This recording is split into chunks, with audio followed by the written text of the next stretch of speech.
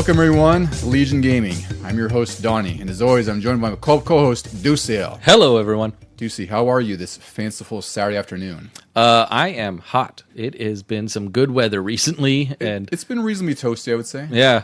Toasty for our area, I will say that, because That's it's true. Scorching painfulness everywhere else. Well, just last weekend we were up north a little, and it was like 97 at one point. Oh yeah, that's Yeah. the Bay Area.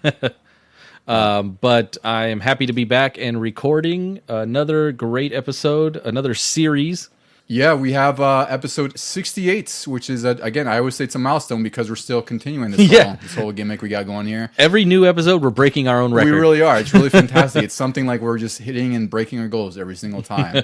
And we're doing a very special series this time. It's the Crash Bandicoot series. Now, we won't cover every single game because there's a lot, especially after Crash 3 Warped and CTR. Like, there's a whole block that we won't cover, which is basically the PS2 era to the 360 era. Yeah, I don't even count those because I don't remember how, like, all of them that are listed. Yeah, and I played a handful of them in the early years, so to speak. Like, I played Wrath of Cortex, I think it was called, on PS2, and that was okay, but it really felt like once they changed developers, it just wasn't the same Crash for me, even though from what I saw, the reviews they were like mediocre to solid. They're like, here's another Crash. Yeah, so for our purposes, today we're going to cover the core games, which is really Crash 1, 2, and 3, and its sequel that took like decades to come out, Crash 4. Yeah. And Crash Team Racing, and of course the remasters for both, which is the Crash Insane Trilogy and Crash Team Racing Nitro-Fueled. So it's a lot of fun stuff because we have kind of like a reboot episode. We have a lot of like sort of remakes, remasters, even though these aren't considered remakes apparently. Oh, wait, really? Oh, Yeah, that's right. They're sort of remasters, but they look like remakes. I was gonna very weird. I was gonna throw this out there to back my point about Metal Gear Delta, because this is a whole new engine because they didn't have the originals from PlayStation 1, and yet everybody calls them a remaster because everything is down almost exactly the way it was on PS1. And also what's funny is that we'll get to it when we talk about it, but they actually coined the term, the developers of the Insane Trilogy coined the term Remastered Plus because it's a remaster, but they had to add stuff to it. Yeah. So just like we mentioned in our episode, it just gets very muddy. There's definitions, but they're all very loose. So I think it'll be a fun episode because we're talking about the PS1 games, sort of their origins and development, and we're also talking about all the remasters and all the great stuff. And this series just was really great to revisit. Like, I forgot how much I loved this series when I grew up. I will be giving my perspective from the point of view of the Insane Trilogy because that's actually where I've played 2 and 3 for the first time. Oh, you hadn't played them before? So I think I played a demo of 3 because I remember the Tiger level on the Great Wall of China. But other than that, I didn't play them back on the original hardware. And now I realize I should track those down because I don't have them on the original. They're worth it. 2 and 3 are pretty cheap. And, I played them. I mean, we'll get to it too. Yeah. But when I played them, I was like, these hold up pretty well for how old they are. And, considering they're really old platformers. So I think it'll be a really great episode. Our friend Nick, though, I forgot to mention, he sent us his list for the top N64 games, his personal top 10. Which, if you haven't listened to that episode, it's a couple episodes back. We had Vito on. It was a really great time. It's on episode 64. Episode 64. Very easy to find. Yes. If you're 64. Easy to remember. Yeah.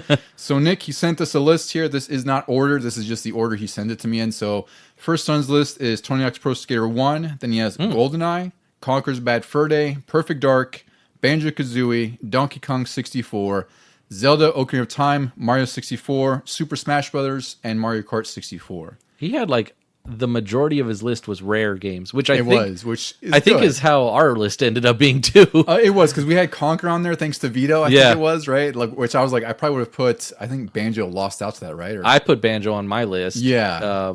And then we might have mentioned Diddy Kong Racing, definitely GoldenEye and Perfect Dark. For sure. He had a lot of the hits that we had on there too. But I'm surprised. It's interesting. I'm surprised he put Tony Hawk 1 on there. I mean, maybe he didn't have it on PlayStation, but I always heard that was the better version. That's what I assume. The PS1 version is definitely better just because it's less compromised and also made for it. But the N64, and if all you had was an N64, it still worked. It was perfect. still great. The music it sucks, but the game is still there and it looks great and it's really fun. So it's a really fun list.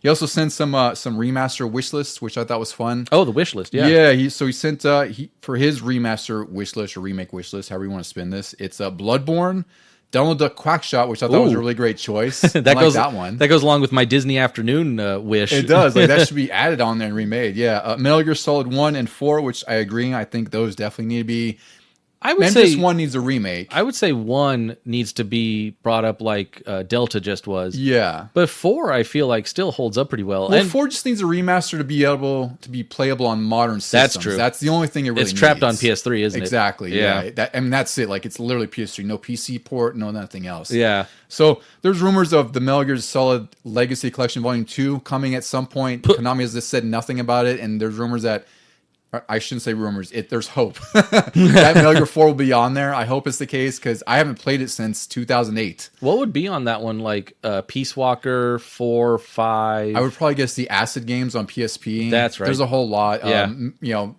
Rising, maybe Rising. Metal Gear Rising probably, and I would hope the Metal Gear Game Boy Color game. Oh yeah, because that one is. I don't think you play that anywhere, right? I don't think that's even. Is that on Game Boy Switch? No, right? Yeah. They could have snuck that into the Volume 1 collection. They should have. It really fits with those. I wish they would have. Yeah. He also had Code Veronica on his list, which is what you and I had. Welcome to the club. He had Snatcher, which is one of Hideo Kojima's, might be his first game, one of his earliest games. I think that was on the MSX or something. Oh, wow. And Brave Fencer Musashi, which I was very surprised because that's, I wouldn't say it's an obscure PS1 game, but it's definitely one that's not as known as others. I only remember the name because you had it or played it. I have it, yeah. Yeah, And it also came with a demo for, I think, Parasite Eve or Final Fantasy VIII. And it was just, fun to say. Yeah. It's a weird game. It's kind of like, I don't know, it's an adventure game, but it almost feels like a Super NES adventure game, but on a PS1. Oh. It's kind of cool. I really like that one. But it also got me thinking how I wish that Xenogears would get remastered. Mm-hmm. And the other one I wanted to mention was Mortal Kombat Shaolin Monks. Yes. I think you had a couple, right? So we had like a short wish list. And of course, it's like there's stuff that we always wish would be get remastered. Sometimes, yeah. And like we mentioned in the last episode, there are things we probably have always talked about and then forgot when it came time to mention them. Yeah. I mean, really, it's just we could make a list of 100 wishes if we wanted to. Yeah. But Deucy, what have you been playing lately? Well, I got weirdly back into Mass Effect, the trilogy, was it Legendary Edition? Legendary Edition? Yeah. Legendary Collection, something like that. Also, we should have mentioned in our last episode.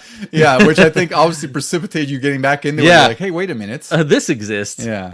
And this time I realized, I want to play as the female version of Shepard, because I know Randy mentioned that one time. He played through once as the male and then once as the female because the voice actress is supposed to be better than the male one was. I think it's Jennifer Hale. It's Jennifer Hale. Yeah, right. So far I haven't noticed much of a difference other than she is portraying what I am choosing is my options. And I also wanted to go more Renegade in this one because I always seem to go Paragon or Good in these games. That's funny because I always go Renegade. And then, because you do either or, right? Like I usually say in my mind, I'm like, I'm going to go do a Renegade playthrough or a Paragon. Yeah. But I tried. And the problem with this game is that like the Renegade options are just so ridiculous that like no human should be doing these things unless you are a truly evil person. Yeah. I'm like, there are some things where like, sure, I'm butting heads with like the main council of the Citadel or whatever. I'm butting heads with them, and that sometimes gets me Renegade points. Ooh. But there are other times where I'm talking to a completely innocent civilian, and it's basically my option is to like yell at them or hit them or something. And I'm like, why do I want to do that? I was going to point out one of the more, I guess I'll call it shocking ones, but it's like when you're dealing with the journalist. Oh, yeah. And she's talking about whatever, trying to get a quote from you for whatever the situation was. I think it was in Mass Effect 1. And one of the Paragon options is just like punch her. Just punch her in the face, like leave. I have no comment, and you're not going to have a comment either. I was like, wow, that's a little excessive there. Yeah. You know? You punched a woman because you didn't want to talk about whatever. What I do like about this one, though, is that you can build up the points for both sides of things. Some games, I think it was, Infamous or some other games early on in this development cycle where they were trying to do a good side and a bad side. They always had it as sort of a tug of war, so that if you got a bunch of good points and you unlocked stuff, the second you started doing bad, it took away from that. Yeah, they basically wanted you to lean into one or the other. Yeah. Like they wanted you to commit. But this one I like because you get to do both at the same time, and then you can unlock both like dialogue options, or sometimes you go into it and you only have the good option or you only have the bad option. But at least it gives you the choice to be sort of in the middle where you're like, what is that? Like the Punisher, you're an anti-hero and stuff like that. Yeah. Like you have that option still if you want. You don't have to be totally Emperor Palpatine on one side or something like that. Yeah. But I'm still looking forward to playing that and trying to get to the second and third games, because I did recently restart on the Legendary Edition. This was like in 2022, I think my save file said. And then I got completely sidetracked, and that's starting to happen again. Oh damn! Yeah, because when the Legendary Collection came out, obviously I was very excited because I think we both bought it probably instantly where it was. I definitely did. I played through all three back to back to back, and it was one of those awesome experiences because Mass Effect 1, at the time it didn't feel dated necessarily, but there's still some clunkiness to it. Yeah. And they did just enough in the remaster to make it feel as good as 2. And I shouldn't say as good as 2, but close to 2. It's a little easier to get through if you want to do 2 and 3. Exactly, yeah. And then 2 and 3 just feel just flawless to me. Like 2 is Yeah. still one of my favorite games ever. So I hope you get to go through them because, when I played them originally, we were playing them staggered out. Like I think one was 2007.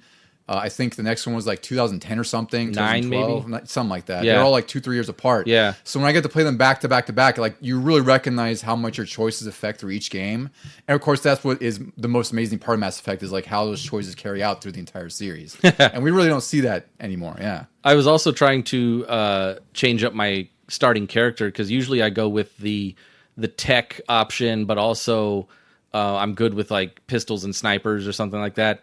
This time I was like, I'm going to go with the biotics, which is like the magic of the game. Yeah. And then I got to some decisions already where they're like, oh, your engineering isn't high enough. I'm like, God damn it. This is why I like being tech. Yeah. I usually go towards like the tech mage magic side or biotics, but I always play biotics especially in 2 and 3 because obviously the biotic combos are just so badass to pull off. And when you have like the singularity where it just pulls everyone in, Yeah. and you send out the one that like explodes.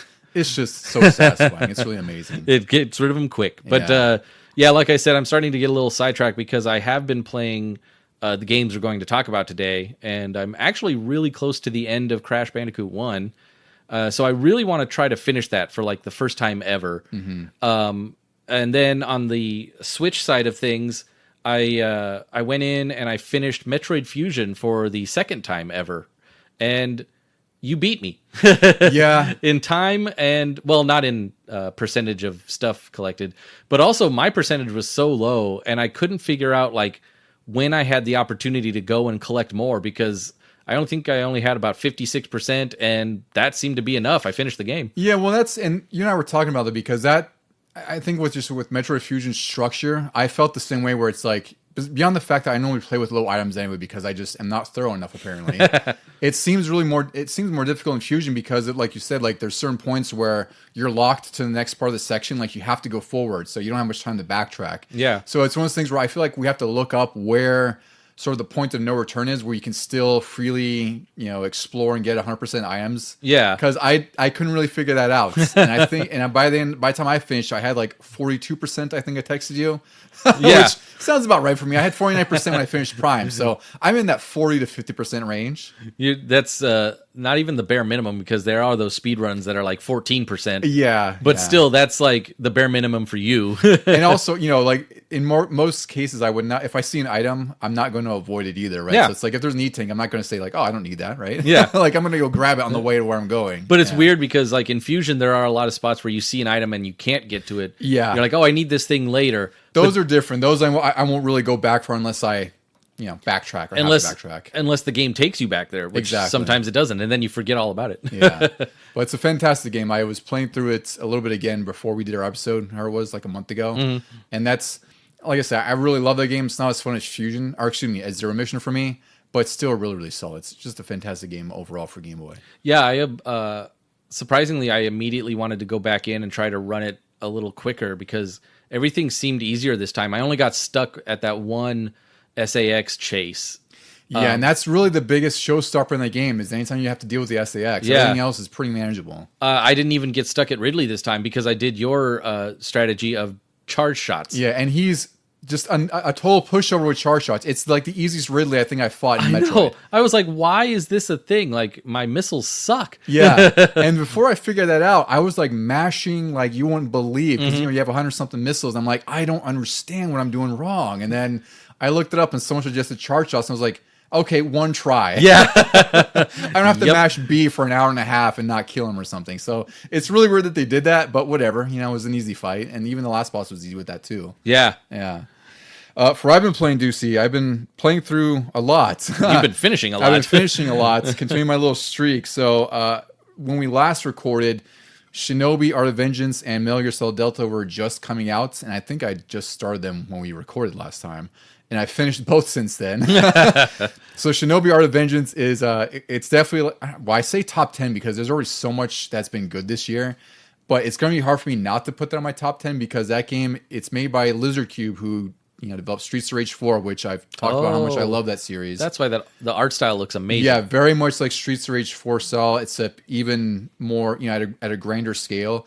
And it's great because the game is still split in levels, but each level is a Metroidvania level. So you go through kind of linearly, and you can go back after you get abilities and find the extra items, the Oboro coins, which unlocks more stuff in the shop. It's a weird twist on Metroidvania. I feel like it's close to like Portrait of a Ruin, right? Where you go in different paintings. Oh, yeah. So think of it that way, where it's like you have your levels, and each one is its own Metroidvania section. It's just fantastic. I didn't really know it was going to go that route. I just thought it was going to be like a 2D game. I think more Metroidvanias, since they're flooding the market with them, I think more should go that route. Because I agree. I can't seem to get into a lot of them because they're just so expansive. Well, they're expansive, and sometimes like it's just not paced in a way that is easy to explore and progress. Yeah. Whereas this is like chunks, and it's like you're still technically going from point A to point B, but there's a lot of detours and a lot of hidden stuff you could find. Like there's these elite challenges where you fight like these sort of spawning enemies, like a little bit of a gauntlet, and you get like an amulet or a passive perk if you find all three in the level. There's like secret chests which give you money and other stuff in there. So there's a lot to discover, and I think that's great because you go back and there's a percentage and you can go through 100% everything. So I love this game. It was really fantastic. I played right through it. And in the midst of that, I was also playing Metal Gear Solid 3 Delta in the middle of that, and I just finished that last night, and I really love Metal Gear Solid 3. I have a couple issues with the remake. Like sometimes it felt like, like I tried to go semi-passive and stealth as much as possible. I still did pretty well. Like I only killed 24 people throughout the whole game. You had a lot of alerts though on the little. Well, that's the thing. I was going down is because there would be certain alerts where I would trigger it. Like even in old Metal Gear would happen where it's like you try to go up and like CQC somebody. Oh yeah. And instead you smack them in the back of the head and you're alerted. So there are certain sections where like I just could not get through unalerted. So I was like, whatever, I'll just run through. And that's what happened. So unfortunately I had like 39 out of like, it could have been way worse. I still got like one of the higher ranks. I got Jaguar, but they presented me with Cat because I saved like 30 times or something. Yeah. But God, like that's, I haven't replayed that in a really long time. And the remake, it's pretty damn close to what the original game was as far as 1-to-1. And it's fun for me to go through certain areas. I'm like, holy crap, like I remember this layout. I remember doing this. And a lot of the strategies work. And then, geez, like that I say like the last third of the game, like where you're sort of in that chase with the Shadow God after you plant the charges, is just some of the most like exhilarating stuff still 20 plus years later, all leading up to the fight with the boss and the whole ending and the twist. It was just like a totally phenomenal experience that was really great to revisit again. So I hope you get to it someday. I know it's like in your queue at some point, but it's a really great remake. I really, really enjoy it. Like, my flaws for it were just really small. Like it's just stuff that's mostly on me where it's like, oh, I guess I can't do that, I almost got it the first day, but I knew I was going to be like out of town all weekend. Yeah. Didn't have time for it. And then we had already planned this Crash episode. So I was like, oh, I got like 4 or so games to get through there, just to test out. I have work, and I was like, I legit have not had a second to play Metal Gear. Well, and also, anything and like Metal Gear's, and exactly, like Metal Gear's not a game where you could play for like half an hour and get through. It's like you want to experience the story. That's a cutscene. Cutscenes, yeah, exactly, right. So it's like you need to set like an hour or two minimum to get a session in. Even if you play like a certain section, because that's why it's like. Sometimes I would get like a long block of time. Other times it's like, geez, it's getting late or whatever. And I would just play like an hour just to get through a certain section. Yeah. But, it was only like, I think it was like 13, 14 hours, which felt just right. I mean, that's probably what it took me in the other one. You said 12 hours, 10 minutes. Oh, that's right. Okay, there you go. 12, 10 exact, I think it was. Right? Yeah. Yeah. So pretty reasonable time. I think I don't know if cutscenes count, but it doesn't matter. It was a great time. No, they must count because I can't imagine there's 12 hours worth of actual gameplay. I can't tell. In any Metal Gear game. No. Maybe it's like 8 hours of cutscenes, 4 hours a game. Yeah, I don't know what the ratio is. Yeah, but phenomenal remake. I really, really enjoyed my time with it. And then the last game that I managed to finish this week was Donkey Kong Bonanza. I finally got through that. I think it was like 601, 604 out of 777 bananas. It just got to a point in that game where I really love it, but the best thing about the game is also kind of the worst thing, where it's like you're just mashing R to discover where like the hidden stuff is, like where the fossils are, where the bananas are. Yeah, with the little radar. Yeah, with the radar thing. And then you got to mash through it, right? Yep. Or use different abilities. So I loved it, but that's also like, you know, my Switch save was like 30 something hours in. It's like, that's a lot to do for mashing and, you know, mashing R and mashing through the rubble and whatnot.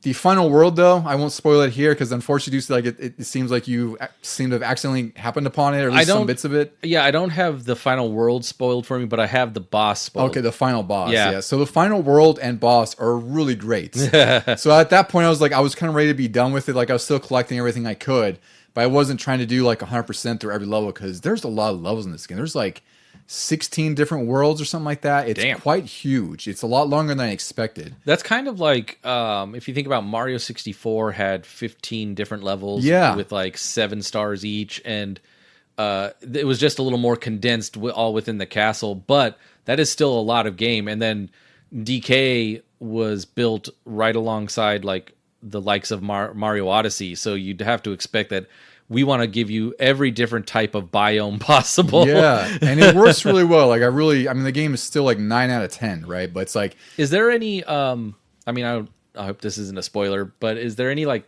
factory type level? No, unfortunately. Well, there kind of is, but it's not as distinct as it would be in Donkey Kong Country, I will say. I was going to say, those were some of my favorites in Country and like Country 3. Yeah, there are some industrial like, you know, areas like that, and there's some really wild ones. Like there's one called the Feast layer where it's like you're constructing a burger, and there's like, you know, the water is fried oil or something like that. There's a lot of really funny and charming worlds in here, so that's also part of the fun too, is just discovering that. Hey kids, you want to play Burger Time? Yeah, that's basically what it is. Yeah, but it took me, like I said, it was like 30 something hours, and I was texting you. It's funny because Donkey Kong 64 to get 100, where it was 102, 104, took me about 34, 35 hours because it's still on my save file. Oh yeah. So it's funny to me that like I got all the collectibles, all 3200, and as tedious as it was, it still technically was a shorter game than DK Bonanza because I'm nowhere near 100% in DK Bonanza. Like there's still 100 something bananas I have to find. There's still who knows how many fossils I have to discover. I don't know what you get for getting 100%. I imagine not much. I mean, maybe like a costume or something. No, I bet it'll be something pretty interesting because it was. I mean, I didn't even get everything in Mario Odyssey, and they had some good after game stuff. Oh, that's right. Because you told me that the N64 there was gimmick, like right? There was a whole N64 level and a skin for Mario and everything. I was like, this is cool. So they've got to have something extra for getting everything. I have to look it up. I don't know if I'm going to go for 100% just because again, there's just like so much stuff that we've been playing, and you know, podcasts or not. Like I'm just happy to have finished it, but it's a really fantastic game. Like that is the reason to own a Switch 2 for me. Like I think that is the killer app, as they used to say. All right, Deucy. Well, I think now is a better time than ever to talk about some Crash Bandicoot games.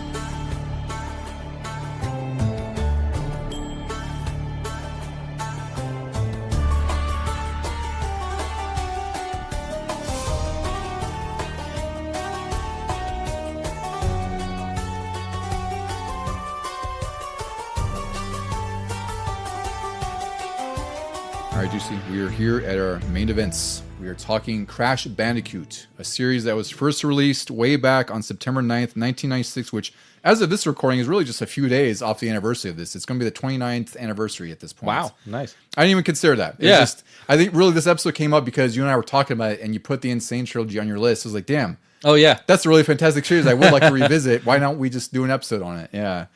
So the first game was developed by Naughty Dog. It was published by Sony Computer Entertainment. The story here is pretty silly. There's a mad scientist named Dr. Neo-Cortex. He wants to take over the world by turning wildlife into these anthropomorphic soldiers with his Evolvo Ray, because that's a very 90s thing to say for a weapon. Yep. Yeah, and Crash is a Bandicoot who was chosen to be the general of Cortex's army. And I guess, Crash meets Tawna, who's a female Bandicoot, and he ends up sort of getting attached to her. And she ends up getting captured, and then Crash is sort of like the vigilante who has to save his new girlfriends and does everything he can to stop Cortex from taking over the world. Did he breaks out of the Evolvo Ray or whatever? Yeah, and he crash lands on an island. Was it like mid mid-evolving because he's not like fully formed into a super soldier. He doesn't talk. Yeah. He's just sort of wacky. He might have just got like zapped kind of thing, you know, like to where it just warped his mind a little bit maybe. To where he's at least anthropomorphic, but he's not like fully formed. Yeah, and he got some pants on in the midst of all this. Yeah, so they were, I guess he was at some point in the process if he got pants at least. Yep. He's walking around with them, yeah. And cool shoes. And cool shoes, yeah. And a cool attitude. Yes. Above all else. So the origins of Crash, this actually kind of dates back to 1994 when MCA Inc., which is this massive media publisher. They published everything from like music, TV. They established Universal Interactive Studios. Their whole intent there was to start developing games, and they really specifically noted the 3DO because that was coming out in 94. I think it was released 93, 94. I can't recall when the 3DO actually released. But that was, as bad as that thing was, that was the sort of first foray into 32-bit gaming. Was the 3DO the one where like any company could make it? Sony, Panasonic. Yeah, so that's why they had a Panasonic one. I forgot the other brands, and there's like a something gold 3DO. I forgot. There's 2 or 3 different 3DOs. It was like a Magnavox, I think. Magnavox, yeah, that was one. But they're all expensive. I want to say they're all like $500 to start out. Oh yeah, go up to like $700 depending on the system, which.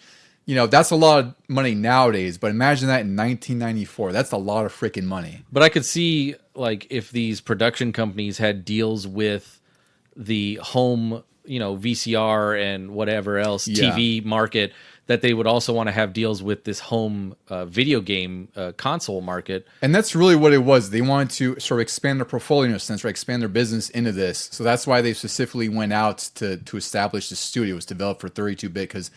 You know, 93, 94, the SNES and Genesis are, I mean, hitting their stride, really. At this point, there's like, the Sonic games are coming out. I think there was like Sonic 3 at this time, Donkey Kong Country, the Final Fantasy 2 and 3 were out, which are, you know, 4 and 6. Yeah. So, you know, 16-bit gaming was still firmly in its foothold, but people were definitely looking forward to what was coming after that. Super Metroid was 94. Super Metroid was 94, yeah, exactly. So there was a lot going on in this time.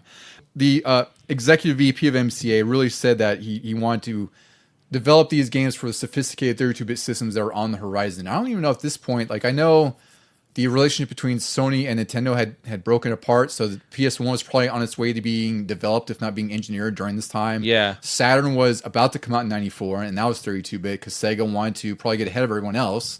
So this was a really interesting time that, you know, the people were looking forward to the next generation of gaming, even though we were really just formally established in the current gen, which was 16 bits. In parallel with this, Naughty Dog was a developer. They were founded by Andy Gavin and Jason Rubin, and they were showing off Way of the Warrior, which... Are you familiar with this game, Deucy? Maybe.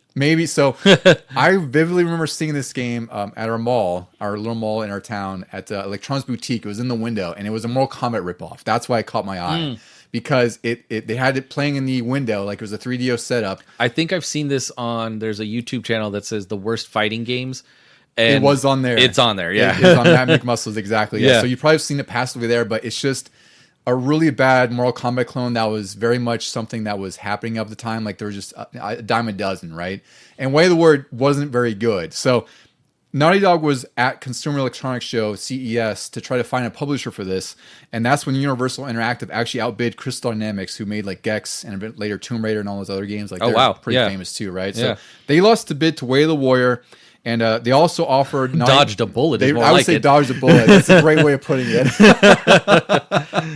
That's a hell of a bullet to dodge, too.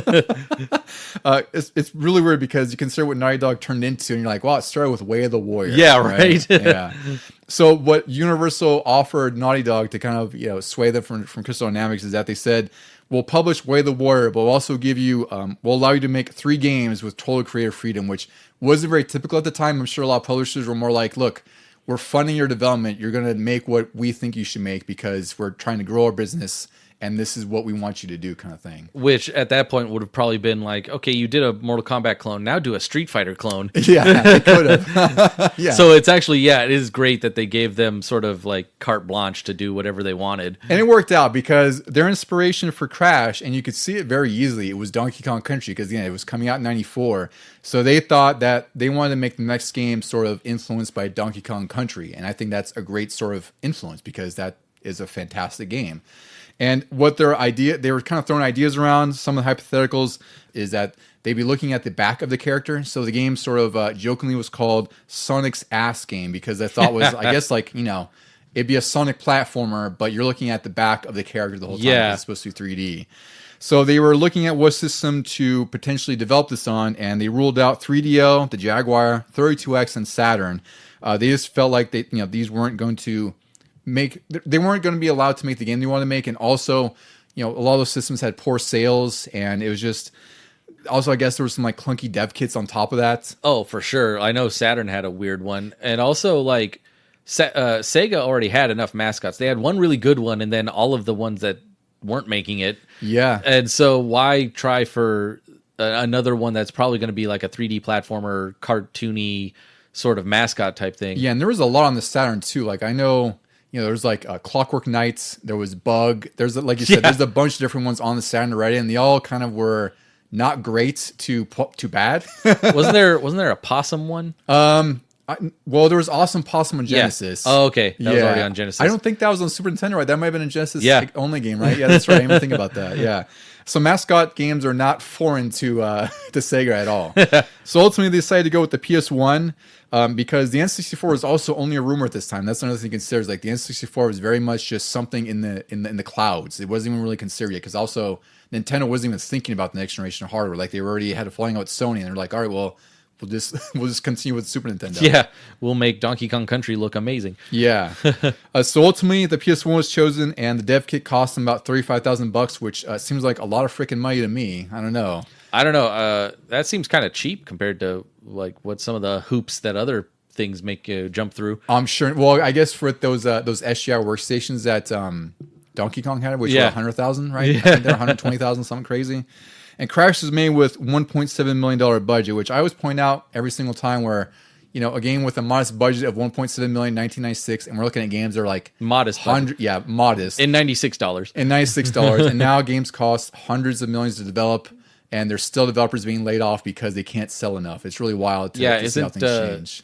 Aren't they saying GTA 6 might be in the billions? They might say there's rumors that it could cost it close to $1 billion at minimum. It could be more. Who knows? Eesh. And I would not be surprised. Like Rockstar has taken however long they've taken with this, and I imagine I would not be surprised it's close to $1 billion, which is just mind-boggling because they'll make that in a day. Yeah. Whenever 6 comes out, they're gonna make that back real quick. You know? So ultimately, Crash's design too was also inspired by Sega and Warner Brothers because they use obscure animals for mascots like a hedgehog or Taz.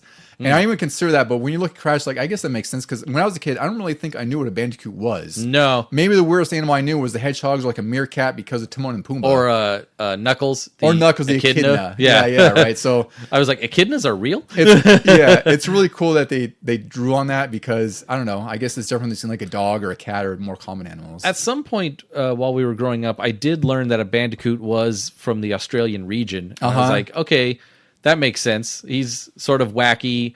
But I didn't put 2 and 2 together that they took the inspiration from Taz to have him spin attack. Yeah, me neither. I just thought that was his Crash attack. Yeah. Right? But it makes perfect sense that he was influenced by Taz. It makes perfect sense, yeah. So some of the graphics, I want to talk about some of the graphics in the scene because for a PS1 game, this looks pretty amazing, especially back then. Like I remember playing this game on the demo disc. I don't know if it was through the PlayStation Magazine or I know there's like a Pizza Hut demo or something like that.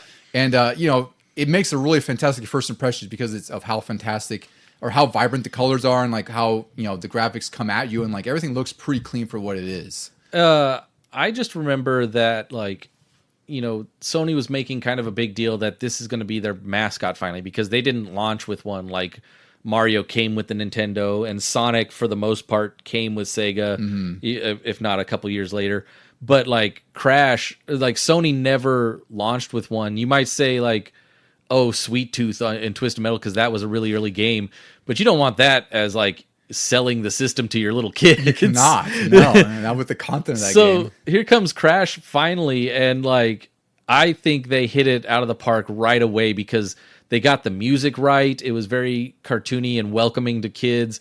They got the colors, like you said, the vibrancy, the little mask, the little tiki mask. Yeah, he has uka. He has little colored feathers and everything, and he's very just playful and cartoony. And then Crash, when he shows up, even in these original PS1 graphics, he has so much expression on his face. Yeah, and that's what's really amazing because a lot of PS1 games don't age well at all. Yeah. Just because they have texture breakup, there's a lot of texture warping. Right? And I guess one of the things here, so Jason Rubin, again, he was the co-founder of Naughty Dog, he suggested that they emphasize polygon count over textures to create more detailed graphics. And what that basically means, like, instead of relying on the PS1 to draw in and pull in textures and also which causes tearing and, it's just streaming issues, they decided that they could shade the polygons, which is another sort of way to get more detail and expressiveness without having to rely on textures and have these really detailed textures. Is that sort of like an advanced way of what Star Fox did on Super Nintendo? I think that's kind of the same principle where it's like you have these sort of flat vertices and they're shaded in a certain way. But they just had way more But they're more Crash. defined. Yeah, exactly. Crash just has, it's the PS1, of course. Yeah. But I think it's a similar idea where it's like they didn't rely on like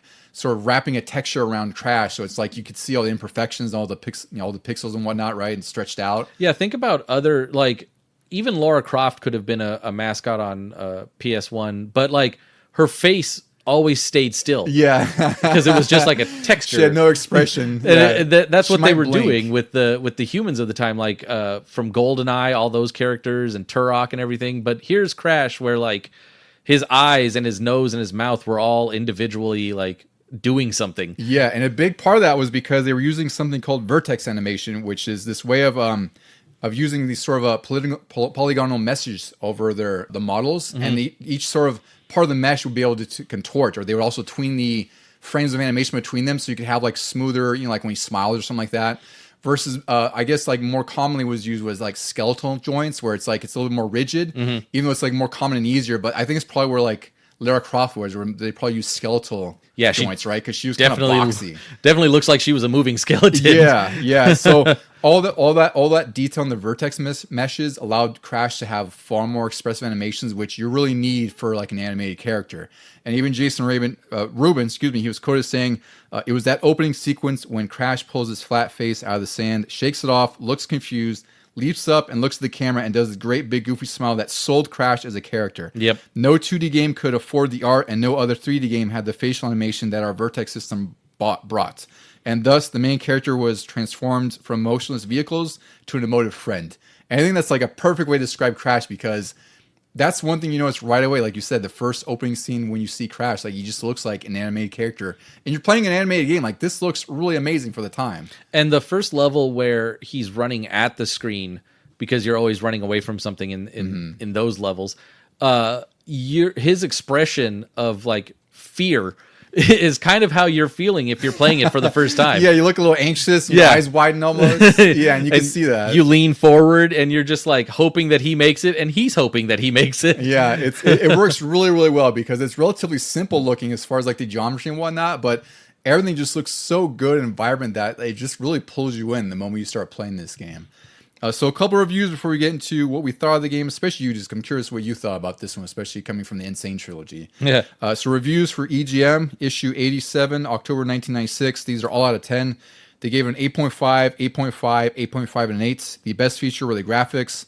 Worst feature was narrow paths. They thought it was excellent all around with lots of levels, great animation, variety, and fun. The bright and detailed graphics impressed all the reviewers. They were really just highlighting that in each sort of bit of copy. One reviewer thought that Crash's jumps were too slow and inaccurate. Another said it takes all the best of Donkey Kong Country, Super Mario, and Taz. And overall, they appreciated the perspective changes, which kind of covered the levels that were on straight paths, which is true, because really these games are all A to B, right? It's just a matter of how the perspective they're showing you to give the impression that it's different or 3D. Yeah, it's like running away, running towards, or classic side-scroller. Yeah. GamePro reviewed this, issue 97, October 1996. They gave a graphics of 5 out of 5, sound of 4, controller 4.5, fun factor 4.5. They said the graphics are lush, clean, and colorful, and had the most stunning scenery of the 32-bit generation so far. They really love the animations. All of Crash's death animations in particular were like the highlights, which I think they're all really great. They're all really stupid and fun. Like you don't want to kill Crash on purpose, but you're less mad when he does die. When you fall in a pit and his shoes come flying up. Yeah. They did note that it could be difficult to judge distances, and it lacked some of the innovations that games like Knights and Super Mario 64 had, which is fair, but at the same time, like this came out just around the time that Mario 64, and I think Knights was probably within the last year of this too. So it's kind of hard to fault it for not being more innovative like those games, because Mario 64 is really hard to to come close to, especially at September 1996. Like these came out within a few weeks of each other. Oh yeah, wow. I didn't even think about that. I even consider that till right now. Because they started, production on Crash probably earlier than that. But like, yeah, to have them come out and sort of go head to head.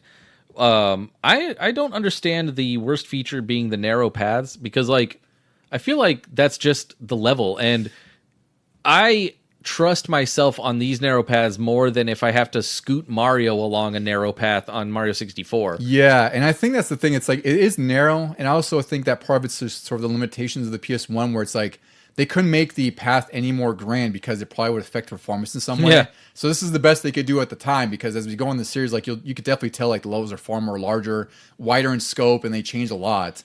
But for this first game, like yeah, it's kind of narrow, but at the same time, it's not too obtrusive. I think it's fine. Yeah, it's all you need. You have enough room to dodge enemies if you have to, or dodge the explosive boxes and things like that. It's not like you're being forced or funneled into a death trap or something like that. Exactly. And most, like you said, I think the biggest thing is you could see most of the hazards coming up. If there's a pit, you usually have enough time to react. Yeah. Because even like at full speed, Crash isn't going that fast. So it's like you usually can see the edge of the pit. And like, all right, well, I got to jump. They somehow nailed it perfectly for the levels where you're coming towards the person or towards the screen, and chasing or running away from something. He's at such a distance that you have plenty of time to react. Like even Nintendo games back in the day some of them didn't give you that. I found the same thing, which I was really surprised at, because you would think just coming at the screen, it's always difficult in any game, even modern games now, because you literally just don't know what's in front of you and you're coming towards the screen. Yeah. But for whatever they've done here, how they've designed the levels, there wasn't too many cheap instances where I was like, oh, that I didn't see that, because you could totally cheap the game where it's like you just have these stupid pits everywhere and you die. But everything felt pretty reasonable. I would agree that the control is a little stiff. I wouldn't say it's too big of an issue, but I think it's more of a problem in the remake where I guess they changed the hitbox of Crash. Yeah, that can get annoying on the most narrow of platforms. Yeah, especially on the ice levels. Those are nightmarish on PS1, and they're even bigger nightmare on the Insane trilogy. But I will say that this game has taught me to just go with my gut or go with my instinct, because there are a lot of games in the past, the little spinny fire sticks in Mario. Those are some of the earliest instances where you have to do timing. Platformers are notorious for timing. Like platforms move in and out or disappear and reappear, or they're there and then if you wait too long, they'll crumble. This game just taught me to say, screw it, and jump, and just trust that the platform will be there when you get there. And I will say that I think this is one of the best games that does that, because there are some games where somehow the timing gets a little off based on when things load in. I've noticed even in Donkey Kong Country, and then you're just kind of screwed out of luck because there's no way with that sort of timing that you're going to make it. Whereas Crash always seems to be set on the correct timing, and you just have to trust yourself to make the jump. Yeah, I agree. I completely agree. I think this is a really well-designed game all throughout. And like I said, I think it's a pretty damn amazing game for 1996. Like, I think Mario 64 basically took all the attention from this, because Crash was still successful. Like, what do I have here? I think it sold, it sold 1 million in 1996, which is huge, with 640,000 of that coming from the US, and it was a 10th best-selling game of 1997. And it reached 1.5 million sales by 1998, and then worldwide it reached 6.8. So it was really successful, but I really do feel like Mario 64 was just that big of a game where Crash was a big deal on PS1, but I think so many journalists, reviewers, and whatnot were talking N64 because that's also brand spanking new, and Mario 64 was the showcase. But I think, two totally different games. I think I still would choose Mario 64 because it's Mario 64. But this is just a really freaking badass platforming game.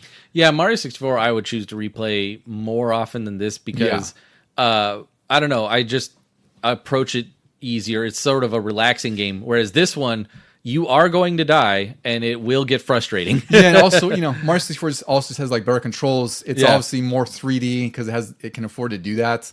So I think like that's definitely the better game. But this is like, I don't know, I would say number 2 for that year. I don't know what else would have come out in 96. I would also give this props for being an early version of kind of modern games where they give you a ton of extra lives, so that even if you're dying a lot, you don't get this anxiety of like, oh, I'm gonna game over and have to go back a certain amount of distance. It's like No, within any level, you could probably gain 2 or 3 or 4 lives. Yeah, and also, this game does have sort of extra bonuses where once you beat the level, you can go through. I think there's like a time trial, right? Yeah. So that's really good. It's sort of like a speed run thing, and the time trials are usually pretty tight. Meaning, like you can have, you have like a slim margin of error. Like you can still make like an error or two. Yep. But if you want to get like the time trial rank, you really have to know the levels, which I always appreciate. Like, it may not be for me to go through 100% and do that. Yeah. It's there if I want to, though. Yeah, I do it on some of the easier levels. Me too.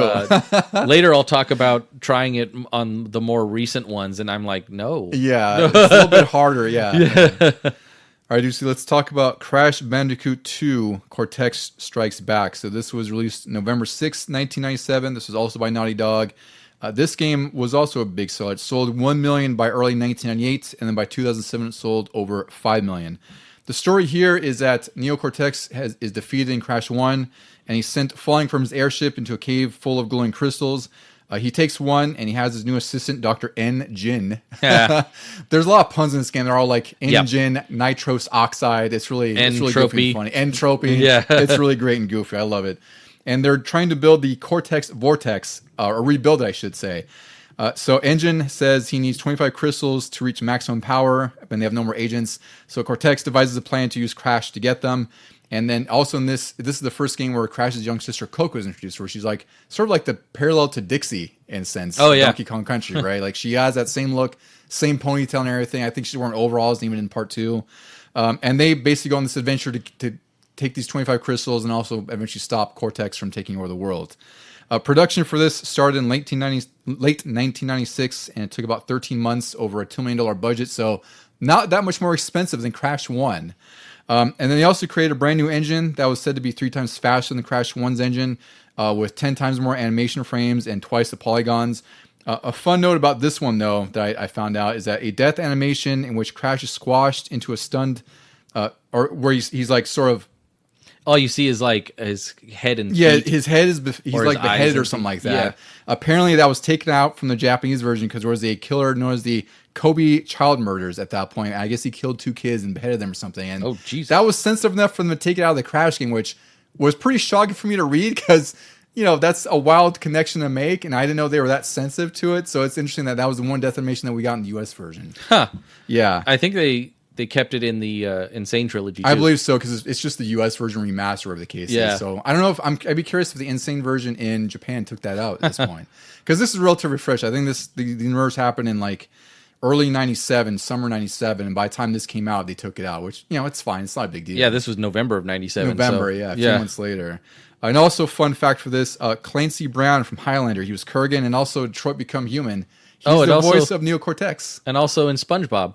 Oh, is he in SpongeBob? Yeah, he's Mr. Krabs. Oh, I don't think I ever knew that because I did not watch SpongeBob to know that. And then he was also in Lost, I want to say. I think he was one of the others. He was. One of the tailies or one of the can't others. remember his name in that show, yes. But he was in it. He's a really great actor. Yeah. I like him a lot. I always like seeing him pop up in things. Yeah, he was really good in Detroit, too.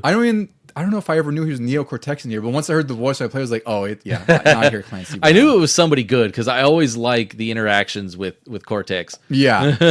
Exactly. This game has, I think, the one sort of thing that all 3 games, or actually all the games that we're talking about today, they all have like this level of whimsical that works really, really well, right? Like it's very much like an animated movie, and like the humor is just sort of tongue-in-cheek and dumb. Neo Cortex reminds me of like the human version of the brain from Pinky and the Brain. Yeah, that's a good way of putting that, actually. And it's like you don't mind that he's the bad guy because he's gonna lose. There's no way, even if you don't play that well in the game, it's just like he's not good. He's never gonna take over the world. He's stumbling into things and having it happen. And Engine, I guess, could be like his Pinky in that sense, I guess. Even though he's not as doofusy, I don't know. Couple reviews for this one. EGM issue 101, December 1997. These are all at 10 again, so it's a 9.5, an 8, 8, 8.5. Best feature, awesome graphics. Worst feature, control. The reviewer who gave it a 9.5 said that the graphics are impressive with reflections and lighting effects, and love the warp room concept to choose levels. They point out the controls should have been tighter and it's a little bit easier with the analog stick.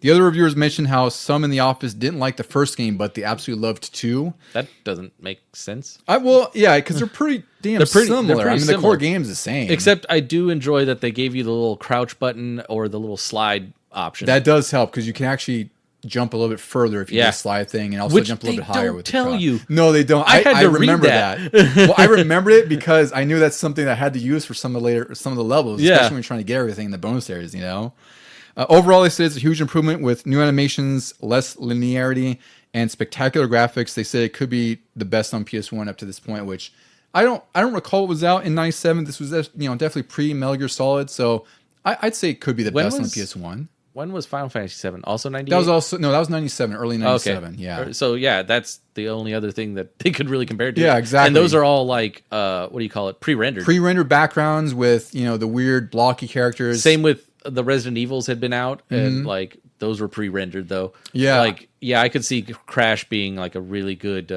modern marvel for them. I would say it's impressive only because it's fully 3D. I mean, the levels are still kind of 2D in nature, but the whole game is in 3D. Like there's no pre-rendered backgrounds, and it just looks fantastic. That's another reason why I want to pick up the originals, is to see their evolution. Yeah, you could definitely tell. Because I remember playing Crash 1 at friends' houses. I might have even rented it. I can't fully remember. But then I didn't play any until 3's like demo. And at that point, I don't recall like comparing too much. And then with the Insane trilogy, I mean, you'd assume that they use the same graphical engines and qualities for all three. But it's weird that it seems like even the 3 games go through an evolution of the modern graphics. Yeah. When they should be all the same, but they like 3 to me looks a lot more better, like vibrant and full of life than the first game. It does. Like there's, like you said, there's an evolution, and it's a great example of how to do sequels, right? Because with Crash 2, the big difference here is like now you have sort of like a hub area, right? Like that does a big change where you can kind of choose your levels, where to go, and all of them have the same format where it's like, you usually get something if you collect all the boxes in there, which is fun, but not fun if you have OCD and you're trying to find that one stupid box you missed. Oh, that was the thing I was going to bring up in the first game. Yeah. I was like, how did I get through this level and miss like 35 boxes? Yeah. When I went through the level that they gave me. Because there's always a bonus area. Because I Yeah. did the same thing when I replayed the first level. I was like, how did I miss like 30 something? Same thing. I was like, oh, the bonus level has like 30 on there, Yeah. So this game does use that same format where it's like you have your boxes, then there's bonus levels, which are usually like on a 2D plane, so you're like side scrolling, and you just have to collect boxes and the Wumpa Fruit, which I love that freaking sound. Yeah. When you collect that, like one thing I love about platformers is how they have a little bit more freedom with like their sort of sound design and like the sounds that kind of like earbugs, right, where they stick in your brain. And they're all different, and you could probably do a little trivia of like name that item collected. You could. Where you'd have the Wumpa Fruit, you have the Mario coins, the Sonic rings, even the banjo notes, because those play like little musical, a little scale. Yeah, so yeah, like you said, you just want to collect more. It really scratches that itch. Yeah, exactly. So I think that's the thing, is just this game, these games, I should say, are just really the total package for me. Like when I was replaying these throughout the week, and I played the Insane Trilogy, I played CTR Remake, but I went back to the PS1 games, and when I was finding myself, I was like, damn, like I really still love these games, because partly it's like, I know it all is nostalgia, but it reminds me of being a kid at that time. Oh yeah. And playing through these, like I didn't play Crash too much. I only rented it because I had played Crash 1 and eventually bought it, and then just went straight to Crash 3 and bought that because it was like cheap or something like that at Target. So I'd skipped 2, but playing through these again, and not through the whole game, but when I was replaying, I was like, wow, like these games are just really fun, like just all throughout, between the music, graphics, animation. The boss fights are pretty damn fun, I would say. Not so much in the first game as much. I think they definitely improved as it went on. The first game is weird because like the first couple of bosses were really hard for me. And then by the end, once I got past those stupid rope bridge levels, those bosses got easier as the game went on, and I couldn't figure out. I was hitting them, and their life bars weren't that large, and I'm like, wait, was that it? I always assume, this is my assumption, just it seems like as developers go on and they make a game, it might be like they're not running out of time, but they know that they're against time. So it's like maybe they spent more time to make the earlier bosses difficult, and then maybe they loosened it by the time you got later. That's just part of the learning curve too. I don't know. They expect you to play the opening stages probably more often. Yeah. Even if you have saves, like these are modern games, so they have modern saving. You might still just restart a game more often than you are to pick it up from midway. Yeah. And overall, I would say Crash 2 is definitely an improvement over 1 in a lot of ways. Like I think the reviews are spot on, and even just from my experience, like it's a proper evolution. I think one thing I really appreciate about all of these games in the series is that they they were influenced by platformers of the time. Like you definitely tell Crash 2 took more influence from Mario 64 just by nature of the hub world, right? Yeah, going through the little warp areas. But they made it its own game, its own identity. So it's like it took the influences, but it also built upon them with what they already had. I liked the little things they tweaked too. Like for some of the bonus areas in the first game, you had to collect 3 faces of like either his girlfriend or the doctor or whoever. Whereas in 2, you just sort of had to find the bonus area. Like there might be a question mark somewhere and you could like ground pound, or you could just run over and drop down into the hole. And I just thought that was a little more streamlined than in the first game. Yeah, the first one, that one really felt like their first platforming game. I don't know if they made any before that. I didn't really look up if Naughty Dog did much before that. I imagine not. Like they're probably just focused on Crash. Way of the Warrior. Yeah, Way of the Warrior. Right, went from Way of the Warrior to Crash 1. But yeah, you could definitely tell that they were more comfortable with what they were doing as the games go on. And I think it's just a great example of seeing the difference between Crash 1 and 2. Even graphically, like Crash 2 is just on a much bigger scale. And part of it's like they said they redid the engine, or they sort of expanded on it. You could definitely tell like this is a much bigger game in scope. I really love the sort of little cutscenes with Cortex. Like his face is really expressive. It almost just like he's like a floating head in a screen. They've always had expressive faces, even on the PS1 version. But even more so on the new remaster. It's really impressive. Yeah. Okay, so we'll talk about the next game, which this was my favorite for a very long time. And then again, like when I replayed this week, I was like, holy crap. I think this game is one of the best on PS1, bar none. It's Crash 3 Warped. This was released November 3rd, 1998, again by Naughty Dog. And this ended up selling about 6 million units. So this wasn't like a late PS1 game, but this is definitely when like the PS1 had hit its stride, so to speak, because again, at this point, Metal Gear was out. They're more used to like experiences like Final Fantasy VII, Crash. PS1 was just on absolute fire at this point. Like it could do no wrong. N64 was doing really well too. That's not to say anything about them. Mm-hmm. Saturn, unfortunately, was basically dead in the US at this point. So it was basically a PlayStation versus Nintendo game at this point. Yes, for sure. Yeah. And Crash 3 came out, and the story here is that Cortex is back. And at this point, that's one thing I enjoyed about these, and I'm pretty sure it happened in the original series, even though they were all a year apart. But like the next game continues like almost instantly after the first game. It's a straight continuation, which I didn't really connect when I was younger because they were so spread apart. And then I was reading through it, I was like, wow, they're instantaneous. Like these events are happening. It's not like he's sort of going back to his chalkboard and figuring out a plan. Like he's persistent. He's literally like flying out of the sky that you just beat him in the previous game. So Cortex is he's in a space station that crash lands back on Earth, and then what this does is sets free the power known as Uka Uka, who is the twin brother of Aku Aku. Who's Crash's buddy, who's like gives him invincibility and swarms around him. So Uka Uka is revealed to be the mastermind of every scheme that Cortex has put together. And at this point, Uka Uka is pissed because he's like, well, you've been failing every single time.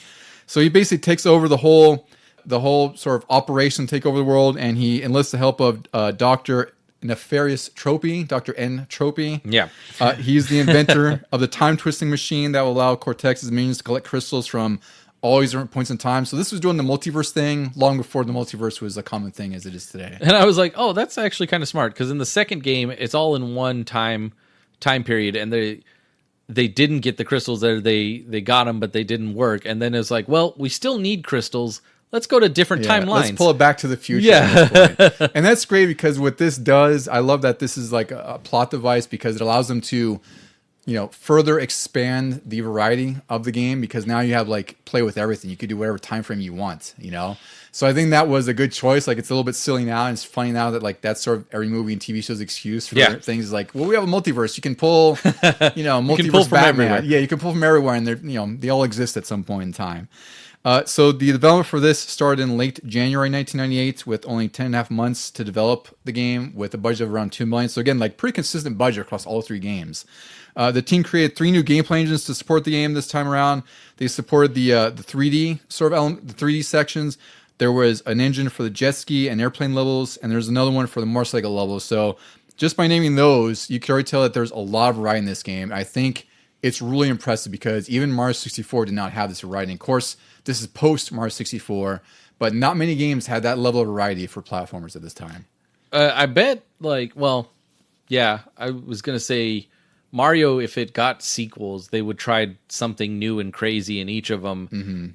But they never really did that. They always wanted like one Mario per system. Yeah, one per generation almost seemed like. Yeah. Especially on the N64, where I don't know what the issue was with development times, but it's just like they had one Mario game. I was surprised we got 2 Zelda games. That was kind of an anomaly, right? 2 Banjo games. Yeah. But Crash, got a full trilogy, so they could just like, and the times were roughly the same, maybe a little shorter. It's kind of impressive that 3 was probably a shorter development time, but they added 2 more engines and everything. Yeah, it has to be one of those things where it's like they were firmly established with what 1 and 2 were doing, so now they had experience under their belt, so they knew what they could do and how to sort of have solutions for the stuff that they were used to doing. But now it's like, how can we make the game bigger and better? And that's what they did. And they worked on these 3 engines. And the thing is, like, Naughty Dog now, like, they've done like Last of Us, they've done a whole bunch of other games, Infamous, Uncharted, right? Yeah, they do so much great stuff. It really is amazing that over the last. Did they do Spider-Man? I believe they did do Spider-Man. Wow. I think they're doing Wolverine too, right? Is that Naughty Dog? Yeah, maybe. Right. So they're doing that one in space too coming out. What's it called? Intergalactic? Something like that, yeah. I'm really excited for that too. But it's just really amazing when you look at sort of their catalog of games, because what I forgot is that they also developed the Jak and Daxter games on PS2. Oh, yeah. Right? And Jak and Daxter 1, I remember just being blown away by that when it came out, because that was the first game that said, and it wasn't lying, no load times. The whole world was seamless, which, as far as I know, had never been done before. Like, you could travel to any point in the world, no load screens. It was a collectathon. Really fantastic series that I wish would come back. But again, that's Naughty Dog. Like, they just seem to have this signature style that's permeated through each generation. Who did Ratchet and Clank? God, who was that? I don't know if that was Naughty Dog. I don't think that was Naughty Dog. No. But I was just thinking the other day, like, those came around the same time. I think it was a different developer. PlayStation, for the longest time, they didn't have a mascot, and then Crash came, but also Spyro came.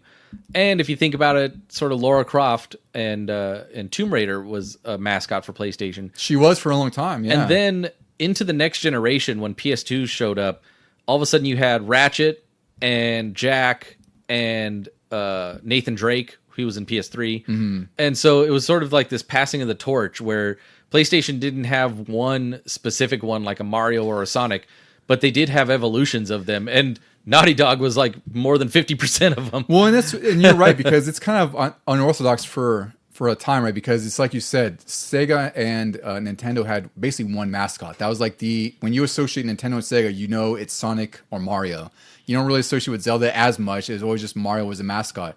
And like you said, Sony didn't have a mascot necessarily, and all of a sudden they have several. Like, yeah. Spyro came out. I thought Spyro was around the same time as Crash 1, but it was 98, which was kind of shocking. Oh, wow. I didn't know it was that late. That was already... Not late in the PS1, but, a few years into the PS1. That's already after Crash's trilogy. Yeah. It's pretty crazy, yeah. And so Ratchet and Clank was done by Insomniac, who I forgot, but yeah, who else did they did? They did Resistance. They did Spyro. There you go, and they did Spider-Man. Oh, okay. So they're the ones doing Wolverine. I got them mixed up. Wow, damn. Yeah. So there you go. That's a pretty wild interconnected history they have between the two, because those are amazing platformers. Yeah. And this all leads to the reason that Astrobot did so well, because they just pulled from all of these old mascots. They did. There's even the mascots are in them as well. Yeah, it's great. So reviews for Crash 3, EGM issue 114, January 1999. Again, these are all at 10. 9.5999. Best feature, incredibly tight gameplay. Worst feature, and this is a good one. This is kind of fun. Yeah. Naughty Dog's last Crash game. Yeah. That sucks when you know developers that damn good, and you're like, damn, this is the last game they're probably going to make for the PS1. They said, one reviewer said that they liked Spyro a lot, but loved Crash 3 way more. The 3 levels and immense variety were standouts. The controls and presentations are slick and refined, while taking inspiration from the other platforming greats. And all reviewers said it's one of the finest examples of a platformer that is just fun to play. And I think that is very succinct and very true, because, like I said, when I revisit this, for one, it looks really great for a PS1 game, just as far as like how smooth it looks and the graphics and the art style and how fast it actually moves. And it's one of my favorite platforms, because I remember when I played through this game, like, I did the 100% thing. I didn't do the time trials, but I got like everything I could, and it was just fun to do that. It was just, there was enough incentive for me to get to enjoy that stuff. Yeah, there was a thing I was going to mention for 2, but I would also carry it over to 3, where, like, if I had a player's guide for this game, I would probably 100% these, more so than even the first game. The first game I've just been wanting to get through. I don't care the boxes I get. I've just, like, the platforming is crazy. It's a harder game to get into, and I agree. And also, like, it's just not as fun to collect everything in the first game. Yeah, I just want to. I'm enjoying the challenges of the movement, except for the level I just did on one, which was the blackouts. Like Aku Aku is the light. I forgot about that one. Yeah, Holy I forgot about crap. that. That was not a fun level. But I got through it, and once I did, I was like, well, I did that. Now get me on to the next one because. But with 2 and 3, I actually looked it up on my phone, and I was like, how do I get this gem that I see, but I can't get to it? And it was like, oh, you have to go to a different level, make it come back. And I'm like, okay, I'm kind of willing to try that. Yeah, and this uses the hub world format, so it's usually have to beat a few levels. You collect the glowing crystal, which then unlocks a boss, sort of like a boss key in a sense. Yeah. Or excuse me, it unlocks a boss, which you then get a boss key from. But it has, again, it's that same format of like Mario, where it's like, or Banjo-Kazooie, I should say, is probably closer, where it's like you collect a certain amount of jiggies, and you can go to the boss in the next section kind of thing, right? Yeah. And it works so freaking well in this game. GamePro, we'll talk about GamePro. Issue 124, January 1999. They gave graphics, sound, control, fun factor, all 5s. Yeah, I was looking for this. I'm like, one of these has got to get a perfect score. It has to be a damn near perfect score, yeah. But of course, like GamePro would be the one to do it. Like EGM, even though they give out good scores finally, they're a little bit more strict. Yeah. I think they're a little bit more critical of things. And I say that like in general they're critical. Sometimes they're just stupid, which we've pointed out in a few instances, right? Yeah, for sure. But I feel like my feelings for these 3 games, playing them back to back, mirror the reviews of each game. They got agree. Better and better each time. Yeah, like you could definitely tell there's a scale here, and I really think that Crash 3 is one of the best platformers of the time. Like it, bar none. It's right when I was playing, I was like, this is just so fun to play. Like it just feels so good to play. It's just an enjoyable time. Like I could really sit there and just play through it if I wanted to. I think it helps that they added so much to it because, like I was telling you, I totally forgot or maybe didn't know that there was the scuba levels in the third one, and it helps that like not every level is a side scroller or a running away from something type. Yeah, level. the writing here really makes it shine, and also I was really impressed because I played the first jet ski level, which I was shocked to see that there's water physics. Oh yeah, PS1 game like this is this is post Wave Race, but it had some of the better water physics I've seen at PS1 game, like the way you're kind of chopping through the water, and there's a weight with the jet ski, and it feels like Jet Moto, but even more confined because you have to avoid bombs and everything like that. Oh yeah, and then there's also the motorcycle levels that are really fun. I remember that being like a big thing in the commercials and ads. Like it was like Crash being attitudinal with like a leather jacket and sunglasses. Right? It's just such like a really charming, just such a fun time to play this game. Some notes from the game review. They said the graphics are like playing a cartoon, and there's even more moves that Crash can do now. They said it's a definite must-buy and a contender for PlayStation Game of the Year. They said there's an unbelievable variety of levels, or in the levels as well, and love that you can play as Coco with different levels that let you fly planes, ride jet skis, race motorcycles, and ride the back of a tiger across the Great Wall of China, which is a really cool level. I had a great time doing that one because it was basically just like, what do they call those mobile games? Is it like the portal rental things? What are they Endless Runners. Yeah. It's similar to that.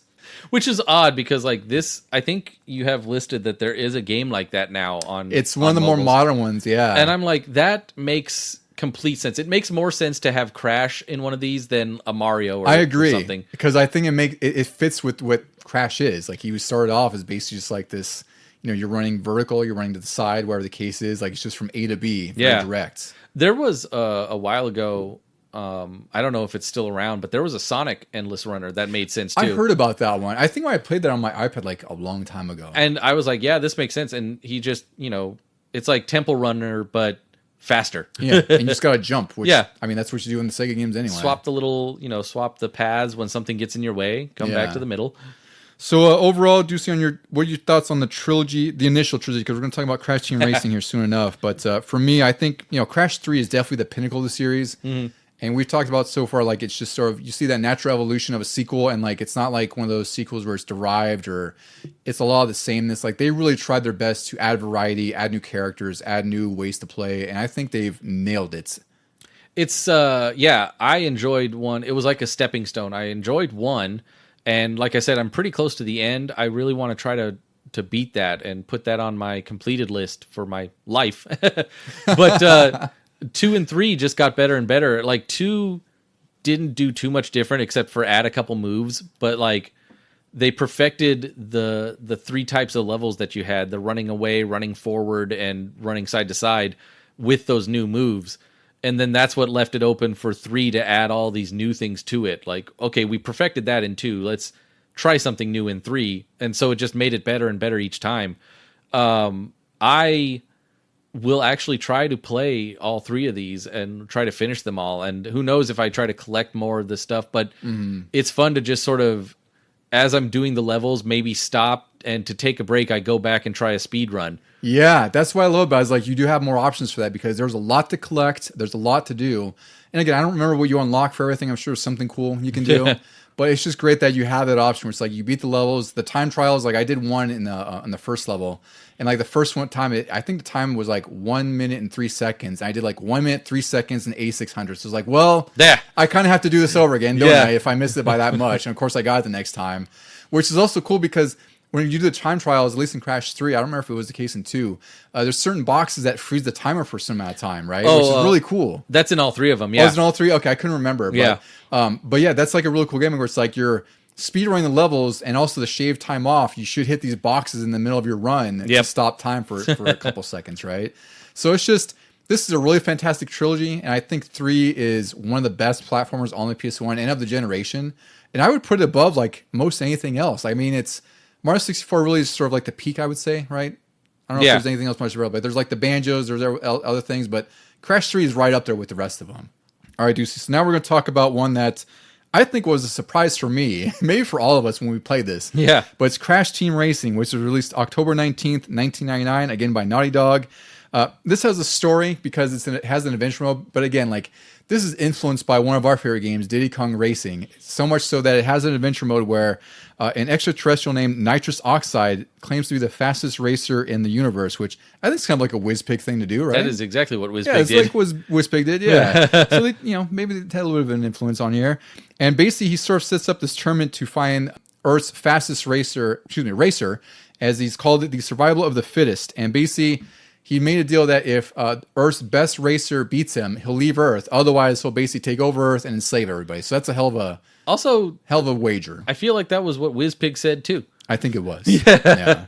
So this game's main gimmick here is the adventure mode, like we mentioned, and you race through all the tracks, getting trophies, which pretty much every race you should finish in first, because you have to get sort of a relic, and then you get these sort of I think you get the gems, the glowing gems. And then those unlock boss races, which get you boss keys. And there's also tokens that have multiple colors in these levels. Yeah. And to do that, similar to Diddy Kong, you have to collect all of them and get in first. So they took some of the craziest stuff of Diddy Kong and also added in here. And then bosses are also unlocked like Diddy Kong, where you collect enough trophies and you get to race them or fight them, and you get a boss key, which opens up the next area. Naughty Dog wanted to create a game that initially they had like block-headed characters as a means to pitch a new Crash game to Sony. And work for this actually started after Crash 2, which I'm kind of shocked it took so long, because they made Crash 3 in the middle of all this in parallel. Yeah. Wow. So ended up taking, I guess, overall, it was like 8 months by the time it was actually ended up being finished. They said that the team recreated Crescent Island from Diddy Kong Racing, excuse me. That was a track from Sherbert Islands, which I don't really recall because, to me, frankly, most Diddy Kong's levels aren't that memorable. No. Unfortunately. I mean, I remember the themes, but I don't remember individual names. Exactly. Me neither. Like, they're all really similar. And they really used that sort of island proximate to kind of test the PS1's scale and scope.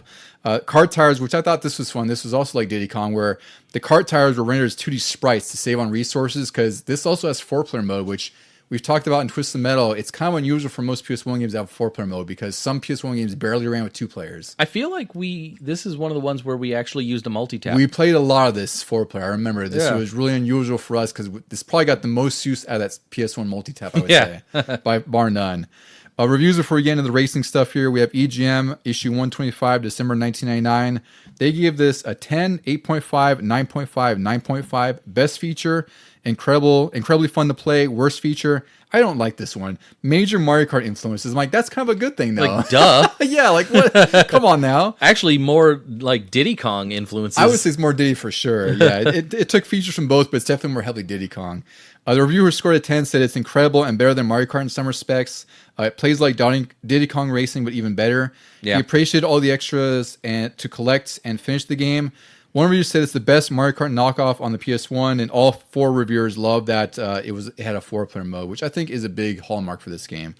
GamePro reviewed it, issue 135, December 1999. Graphics 5, sound 4.5, control 5, fun factor of 5.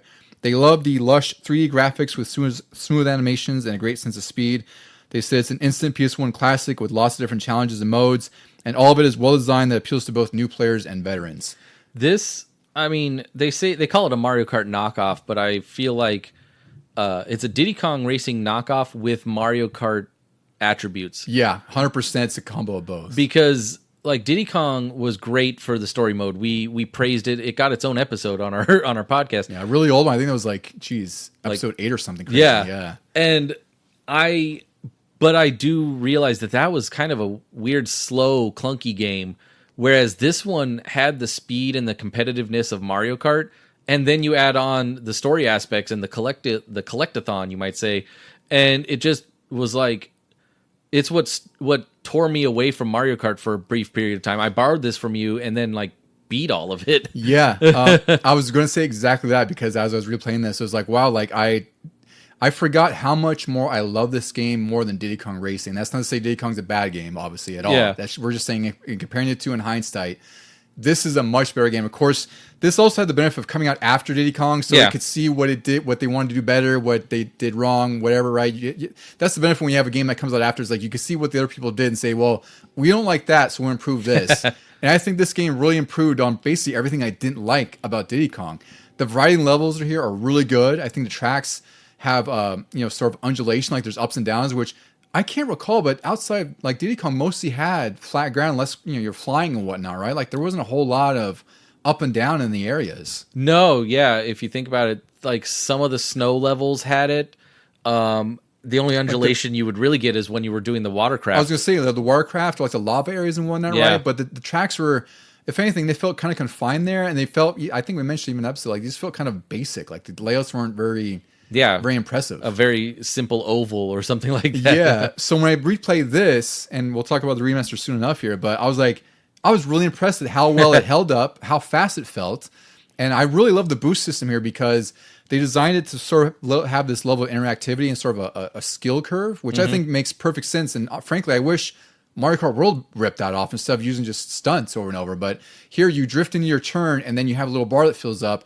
And while you're turning and drifting, you have to you have to hit the L1 and kind of time it. Yeah. And it increases your boost strength, which is really great because it adds that sort of skill gap between like casual players and if you really know the track. And frankly, if you want to do well in this game, you need to master the boosting because it is hard. Yeah. If anything, that's my only fault for this game is how freaking difficult it actually is. Yeah, I was going to bring that up too. I forgot about that boost system until I played the remaster of it. But like Mario Kart really could have used that because Mario Kart introduced a great power slide boost mechanic, but it was always the same throughout every game. Yeah. Like waggle the stick. Some of them you didn't have to waggle. It was based on timing. And in this one, it was like, here, while you're doing that, why not give yourself a little boost in the middle of the turn and just keep doing it? And like, I was like, yeah, this would be, because if you power slide as normal, you're going to build up the boost. And when you let go, it's going to boost. But like you said, as sort of a skill gap or a skill tree, an advanced player could hit those timing parts in the middle of it. Yeah, because it does become second nature. And again, it's almost like a bit of a risk reward because the other side of it's like if you trigger the turbo too early, then you just don't get a boost. And maybe it might hamper your speed just a smidge. But of course, that smidge could be enough for the person to catch up and pass you because they might be boosting and doing it correctly, you know? Well, they sure do if the other person is a computer player. They certainly are, yeah.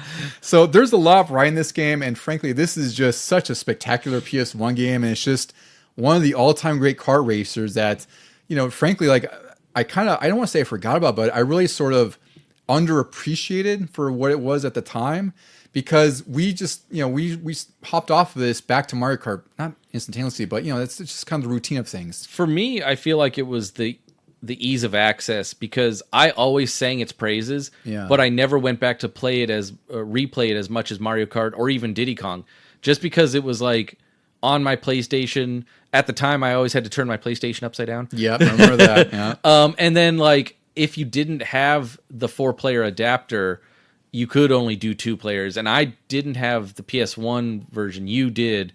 So if I had a bunch of friends over without you, we were stuck with the 2-player. Yeah. Or we would go to N64. Exactly. That's also a fair point too, where it's like it depends on how many people you had and everything. Yeah. But I do remember I was playing this a lot with 4-player. Like I remember specifically like doing a lot of fun stuff on the Egyptian levels because there's a lot of jumps there, and it's just every theme is just so well thought out, and it's just so fun to play. Like all the characters are really zany and goofy, and like I know EGM said like it's a Mario Kart.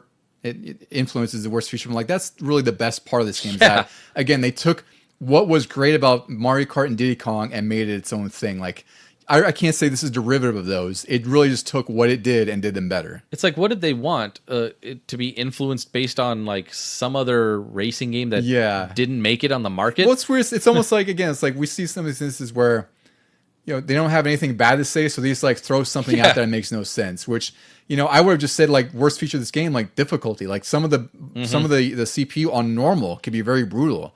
And we can use that to talk about the remake that was released in 2019. This is Crash Team Racing Nitro-Fueled.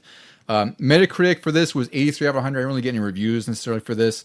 This was developed by Beanox. They have a long history of games. They've mostly done like the Spider-Man games of like the 360 era.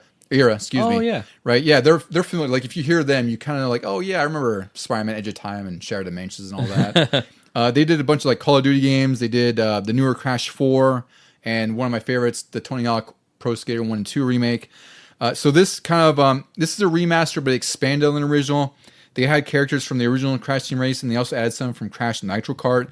And the adventure mode here has a classic mode, which really just means that the difficulty is set and you can't swap characters, which basically means you're committed to whoever you choose at the beginning of the game, which, I didn't realize that was a thing in the old game. I guess it was, yeah. And then Nitro-Fueled version, which basically means you can swap and change difficulty, which I would recommend because this game is brutal. Do the characters have different stats? They do have different stats. Like I think they're rated on turning, which is sort of like, I think it's like Diddy Kong, where it's like turning, acceleration, and speed. And Crash, of course, is like the Ryu and Ken, where he's like the most balanced. Yeah. And like Tiny the Tiger, who's like the big hulking guy, I think. He's got like, high speed, low acceleration, and he's like low Bowser turn. Yeah, exactly. Yeah. So they'll have the different archetypes and different classes. I guess I could see why it would be beneficial to switch based on the track that's coming up. I think that's really the biggest thing, because unless you really know your character in the original, then you're stuck doing the entire adventure mode, which again is pretty expensive with one character, but more than likely you're playing as one character anyway. That's how I beat the game. Like I don't think I could ever beat this remaster because of the difficulty, but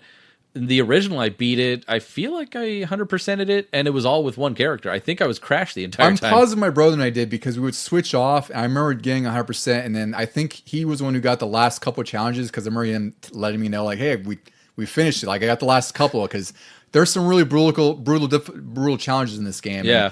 And, they're fun and worthwhile, but you definitely have to know the game in and outs.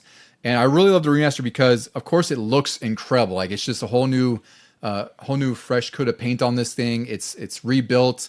It's weird because it's not a remake, but they consider remaster because a lot of it's rooted in the original game. I was gonna say, is it like the Insane Trilogy where they didn't have the original and they had? I'm assuming that's the case. That must be why the difficulty was weirdly different. Yeah, and also, I assume if it's like the Insane Trilogy, like I read there that they, consulted some like hardcore players and some hardcore fans to make sure the game felt right and everything like that. So maybe it's just tuned a little bit too high for veterans. Because I remember, even when I replayed the PS1 version, it was a little difficult, but it wasn't as difficult, I felt, as the remake. And I should have you play it just to get a temperature for it. Oh yeah. Because for me, like it felt like the remake, you really have a really small margin of error. Like if you screw up a turn or a boost, it's like, oh geez, well, good luck trying to get back in first at this point.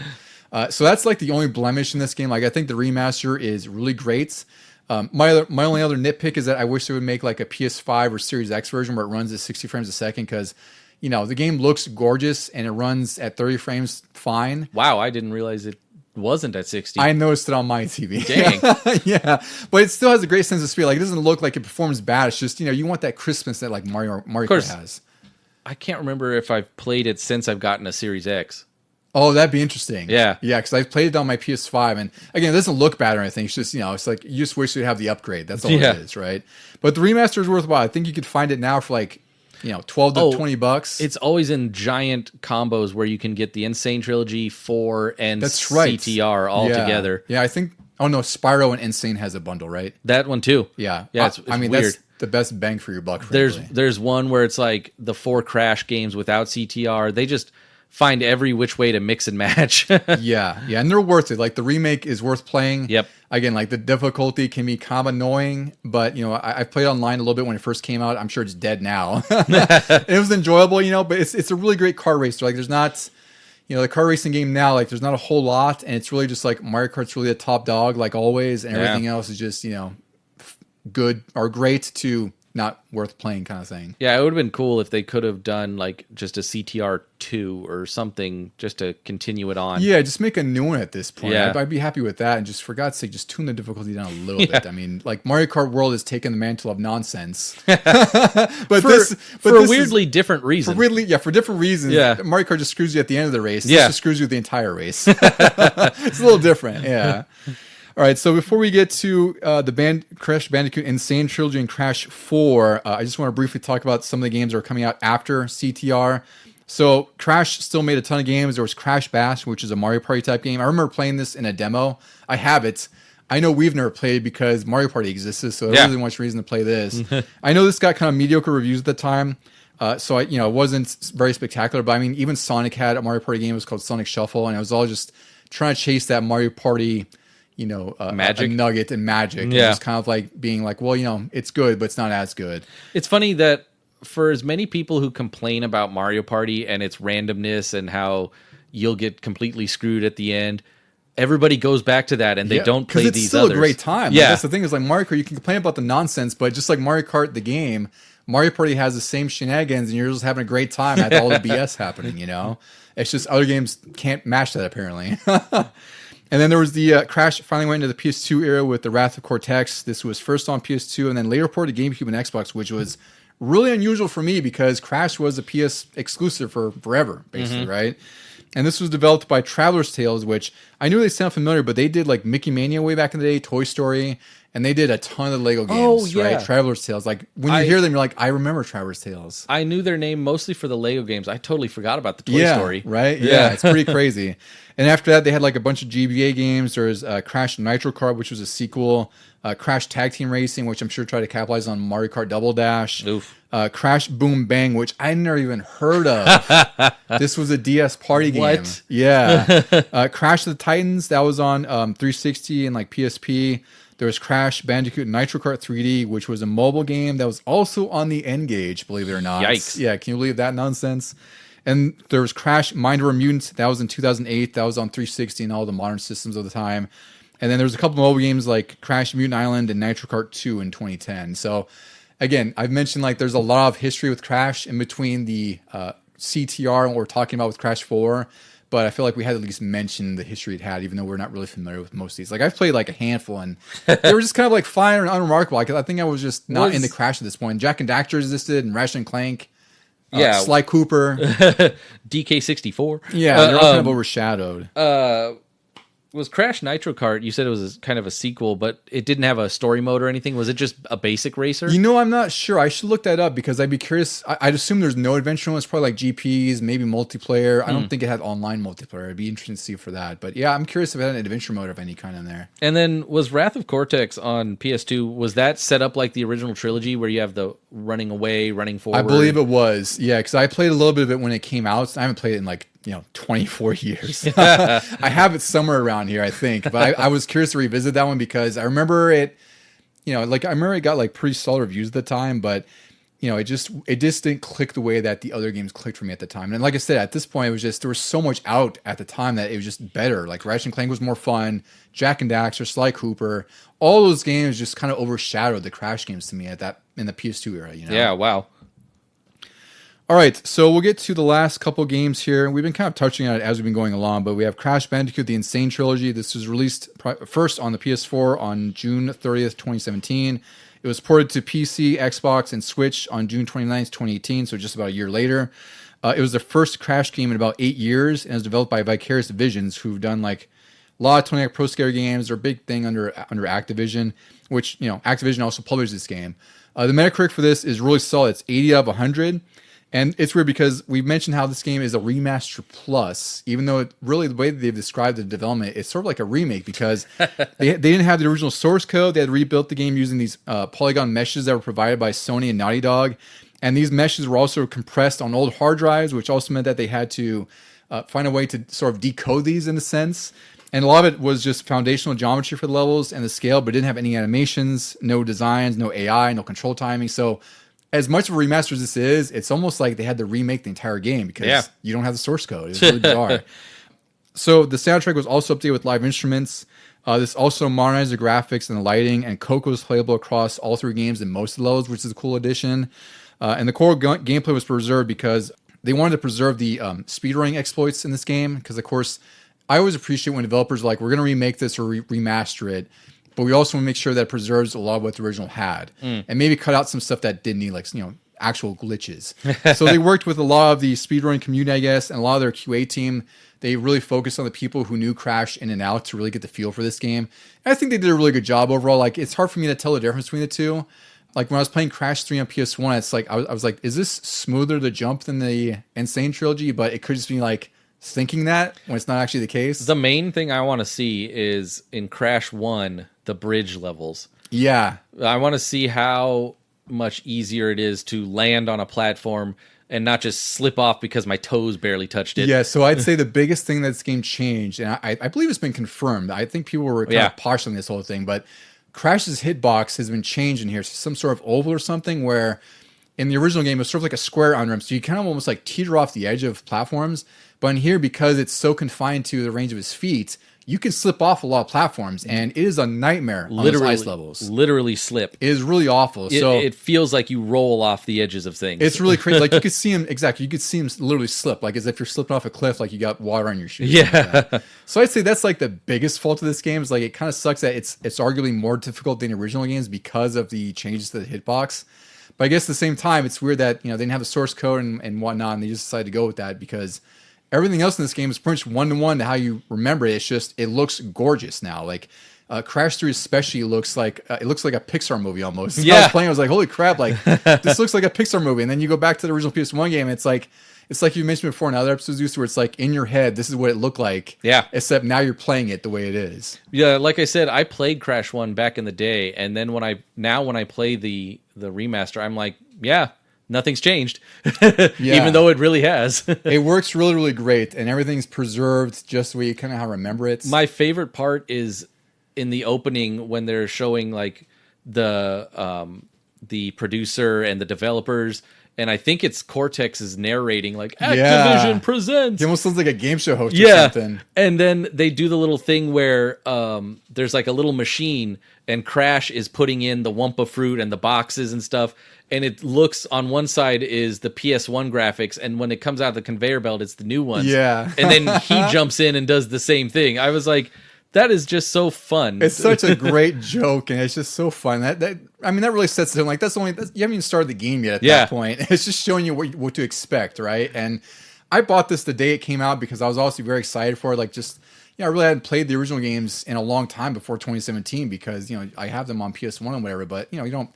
It's not always you go back to those. It's like it takes a remaster sometimes to really rediscover how much you love the series. I didn't have a PS4 at the time, so I waited that extra year, but I also bought it day one on Xbox. I think I remember because I'm sure you probably heard me saying like, hey, this is really great. Check this out at some point whenever it comes out. And Force was ported to everything, and it's great on Switch too because, it's like you can find this for like $20. Same thing, like it's like $15-$20 for all 3 games. And it's absolutely worth it. Like, I can't... If you love platformers at all, you should have already played this already. But if you haven't, like, this game is so cheap, it's worth the price of admission. Difficulty annoyances aside, and the control issues with the first 2 games, more particularly because they're remasters, and they really did try to kind of remain close to the original, both for better and worse. But it's not that big a deal. Like, it's totally manageable. I mean, the difficulty in this can give you bragging rights. If you have friends that are like Mario kids or Sonic kids, you're like, hey, I actually beat Crash Bandicoot. Yeah. How fast can you get through the ice level? I actually survived everything. Yeah. So this is it's a fantastic remake or remaster. It said the same thing, whatever. Yeah. I think it's a very worthwhile remaster, and it's worth every single penny. It's just a great way to re-experience these classics. And again, like 3 is especially special. I can't harp enough on 3 because it's just so damn good. And when I played the remaster again this week, I was like, wow, this is like platforming bliss. This is what we wanted from like a platform game back then, and it just looks even better now. I was going to say this about the PS1 versions too, but like when they were just sort of whispers and rumors of a DK64, I totally expected that like they could have done this. Like they could have done DK64 like a Crash game, and I would have been happy with it. Oh, me too. I would have been all over it. Like I just love this format of games with like the hub world. You know, beat the first few levels, get a key to fight the boss. A very straightforward approach to the levels. Yeah. And then if you want, again, go back and collect the gems. If you get all the boxes, get the time trials, you go back and speed more run. stuff and relics, and it's just such a fantastic loop. And there's so much game here for you to get absorbed in. And it's all worth it. Like you know, this might have been like the one game we had for a while when we were kids, but you were fine with it because you had so much to dive into. Yeah. All right, Deucy. So the final game we're going to talk about is the most modern one. It's Crash Bandicoot 4. It's About Time, which fantastic title. I really love the title. Great of this pun. game. Great pun. Yeah. This was released on PS4 and Xbox in October 2020, and then it got a Switch, PS5, and Series X version in March 2021, which I believe was a free update, if I recall. This is developed by Toys for Bob, who did the Spyro trilogy and a lot of Skylander stuff. I believe they also did the Skylander Reignited trilogy, which, you know, we keep saying how great that is. That's another great trilogy. Oh, yeah. That'd be a fun thing to do, too, I'm sure. Story in here is that Uka Uka is defeated and he discovers rifts in time and space that give him access to the multiverse. So there you go. We're back to the multiverse. And he intends to take over all the dimensions with his rift generator. And again, recruits Dr. Engine and someone named Nitrous Brio. Tawna is a new character. She's Crash's former girlfriend, and she has her own moveset. She has like a grappling hook or like a whip kind of thing, I think it is. And there's also other playable characters like Dingo Dial, and that later in the game you play as Cortex. I don't think I've gotten that far, though, because this game is pretty freaking hard. Tawna, I mean, not quite a new character. She was in the first one. Oh, was she the one with the Ridge Racer suits? Maybe. I never connected that. Her head is the one you collect. She doesn't have the ponytail. She has the hair on the sides and everything. She looks so different. Okay, I didn't even realize that until now. Yeah, she was in the first one. And then Nitrous Brio is N Brio, which is sort of a play on M. Yeah, it's a Brio. pun, yeah. But he was the one in 2 where, like, Cortex wants you to get the crystals. Brio wants you to get the gems. Oh, okay. He's the other talking head. I didn't realize there was the two talking heads. Yeah. We're saying talking heads. That's pretty funny. But also another great voice actor. I don't know who did Brio, but it was just so fun when you got a message from either one guy. That's pretty hilarious. Yeah. Okay, so there you go. So Tawna is newly playable, I guess I should say, more than anything else. Yeah. Some development notes here. Toys for Bob thought the project could have been a reboot, but they decided to create a sequel after profiling players after they played the Insane trilogy. So the studio head, Paul Yan, said, "So with all these pieces together, we aligned and held hands to say what Crash 2020 is going to be is a sequel to the original trilogy, and it's going to be positioned primarily for the core Crash audience. Now, this is the first major guardrail statement. It's a big stick in the sand for us, and it really crisped up when we started to call this project Crash 4. This is created in Unreal Engine 4, so you know that this game looks really amazing because, again, they're not confined to like a remake or remaster. This is all their own. They have the free reign to do whatever they want with this game, and it shows. They include these quantum mask gimmicks, which are basically sort of like these different abilities that Crash has. They really wanted to add these to create something fresh, which I think they were successful with. They did a good job. Yeah. They prototyped around 30 different ideas for these masks, and they ended up on sort of a core of 4. There's one where you slow time around you, which is kind of cool. Like, you see Crash jumping over all these enemies in slow-mo. There's one that's called Density, where it's like, that's one where you slow your movement to walk through explosions.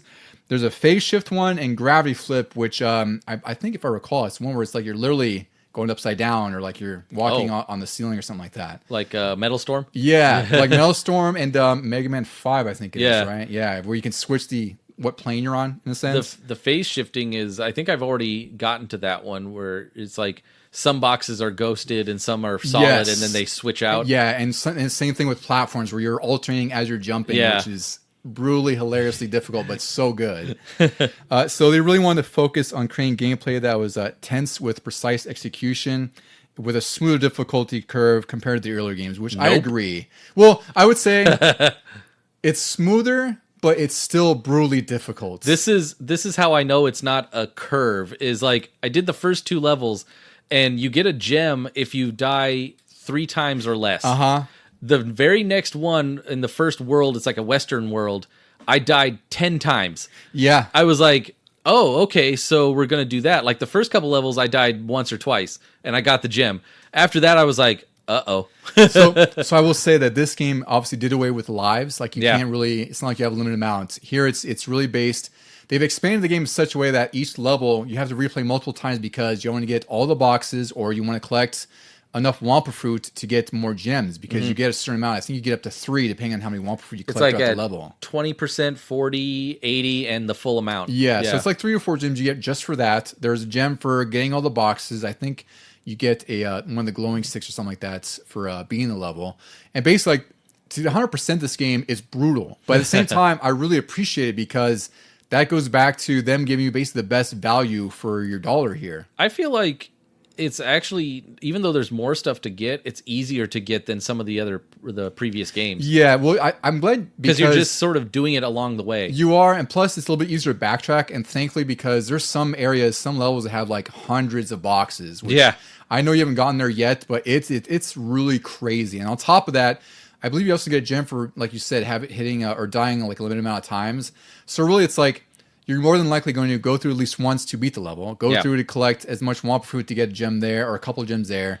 Go through to make sure you die the least. Yeah. And then probably go through for a time trial. So you're probably playing these levels 4 to 5 times depending on how much you want to complete the game. And there's a lot of levels here. I wish I had gotten to know on that, but there's probably like, I don't know, 30, 40 levels in this game. And they're all different themed because, again, they really rely on the multiverse gimmick. So it's like you might be in the 50s at one point, and one point you might be like at a Mardi Gras kind of thing. So they really, really went above and beyond to make sure there's a lot of variety in this game. And you could tell, like, they said that they're influenced by Crash 2, where they tried to find a balance between new features and keeping the familiar platforming, or core platforming, familiar for itself. And I think they nailed it. Like, this game, from a review standpoint, let's see, PS4 got an 85 out of 100, Xbox One 83. And all the other ports got from 80 to 86. So like PS5 and Series X got 86 because it just looks better. I'm sure they tweaked a few things with the patches and whatnot. Run smoother. It's kind of jarring if you play this one and then go back into any of the ones in the trilogy. Oh, for sure. It's literally walking back in time because it is slower, like the previous reviews said. But also, like, you lose out on a double jump that 4 has, and my favorite addition, the little yellow circle underneath your body. I wanted to talk about that because that is their way of sort of mitigating the issue that the original games had, where it's like sometimes it was hard to judge distances when you're jumping forward or to the side. Yep. And that little circle they put under a shadow is just enough where it's not intrusive, but you see it, just know like, okay, well, I'm going to land this. Yes.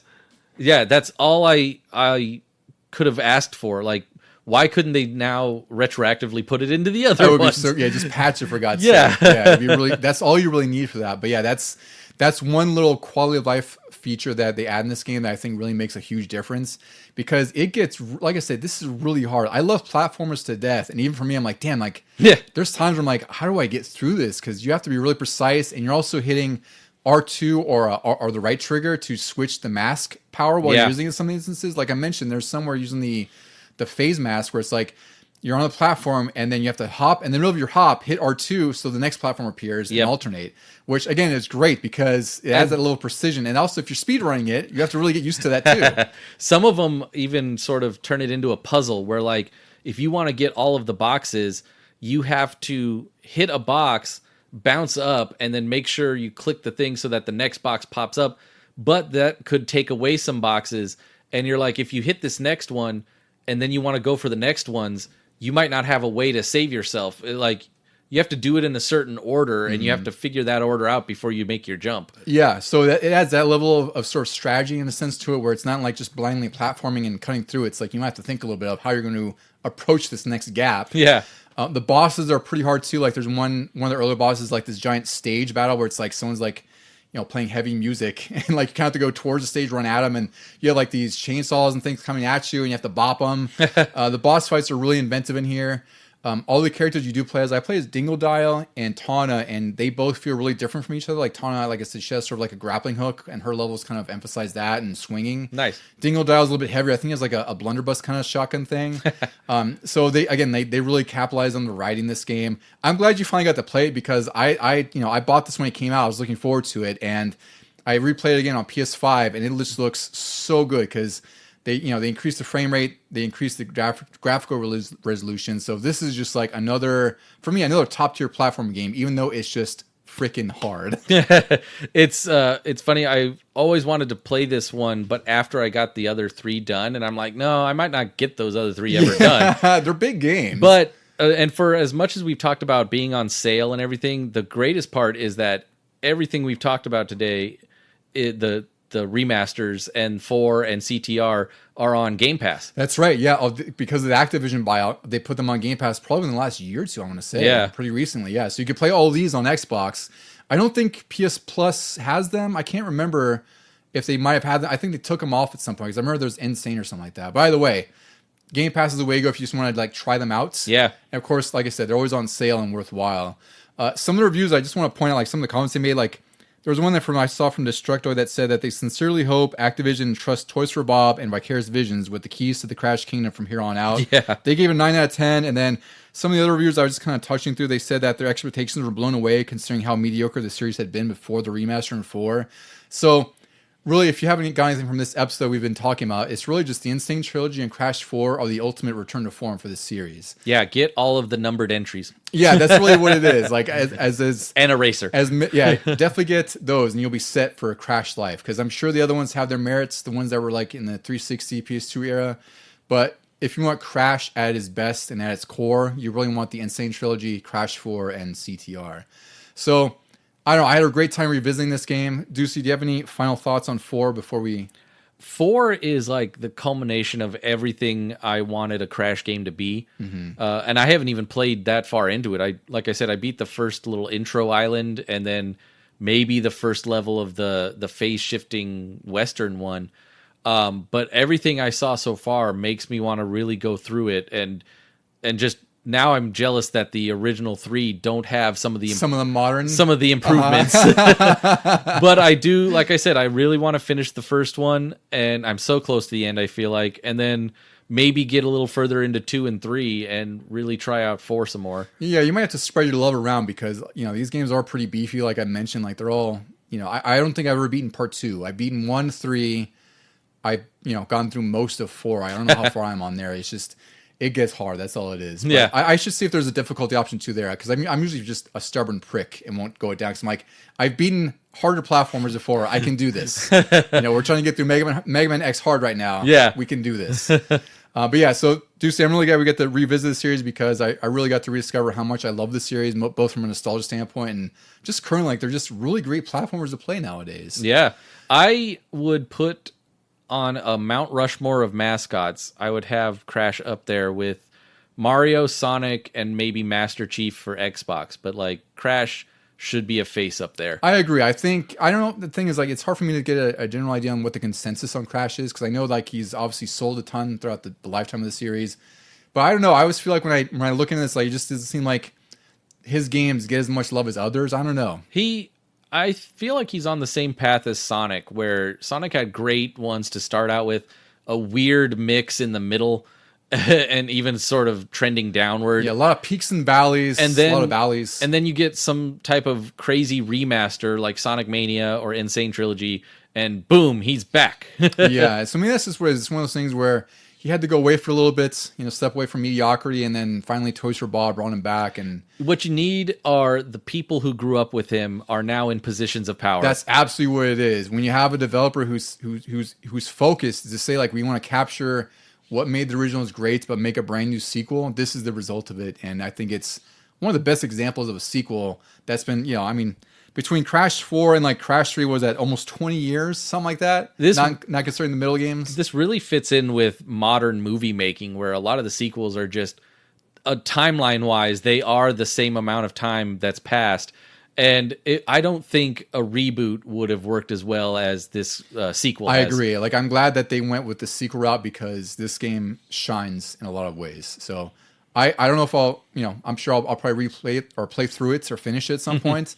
But yeah, it's always great when you get that itch. Like you just play a game like this, and you're like, all right, well, I kind of feel like I'm hooked, and I want to finish this at some point. It's also easy to pick up and play. I'll just do a level before or after dinner or something like that. That's also fair, yeah, because these levels are a handful of minutes long at best, and at worst, you're like, okay, well, I died 15 times.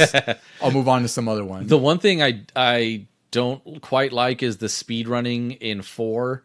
Because there's just no checkpoints, and those levels are long as hell. Yeah, they are. So that's what I mean is like this game. That's why I feel like they really made it for like the hardcore of hardcore Crash Bandicoot fans because there are some really, really hard challenges. Even for me, I'm like, wow, like you really have to commit a lot of time to learn this, and you also have to know levels in and out. Yeah, which is not easy to do because a lot of these levels, we're used to sort of the narrow corridors, and they're not as open in the earlier PS1 games. And these are much more expansive in a lot of ways. There's a lot of hidden pathways and a lot of ways to go through. So it's just a massively different game at a different scale. But again, it's 100% worth the money. If you love 3D platforming in any sense, I think you could do no wrong with Crash 4. Yep. All right, Deucy. Well, I think we've made it to the finish line at this point. Another beefy episode. But for our friends listening, if there's anything you want to tell us about the Crash games or Spyro or any platforming love, please reach out to us by email at LegionGamingPod@gmail.com. You can also find us on Instagram at Legion Gaming Podcasts and sometimes on Blue Sky at LegionGamingPod.bsky.social. Deucy, any final words for our friends who are going to go back in time? Whoa!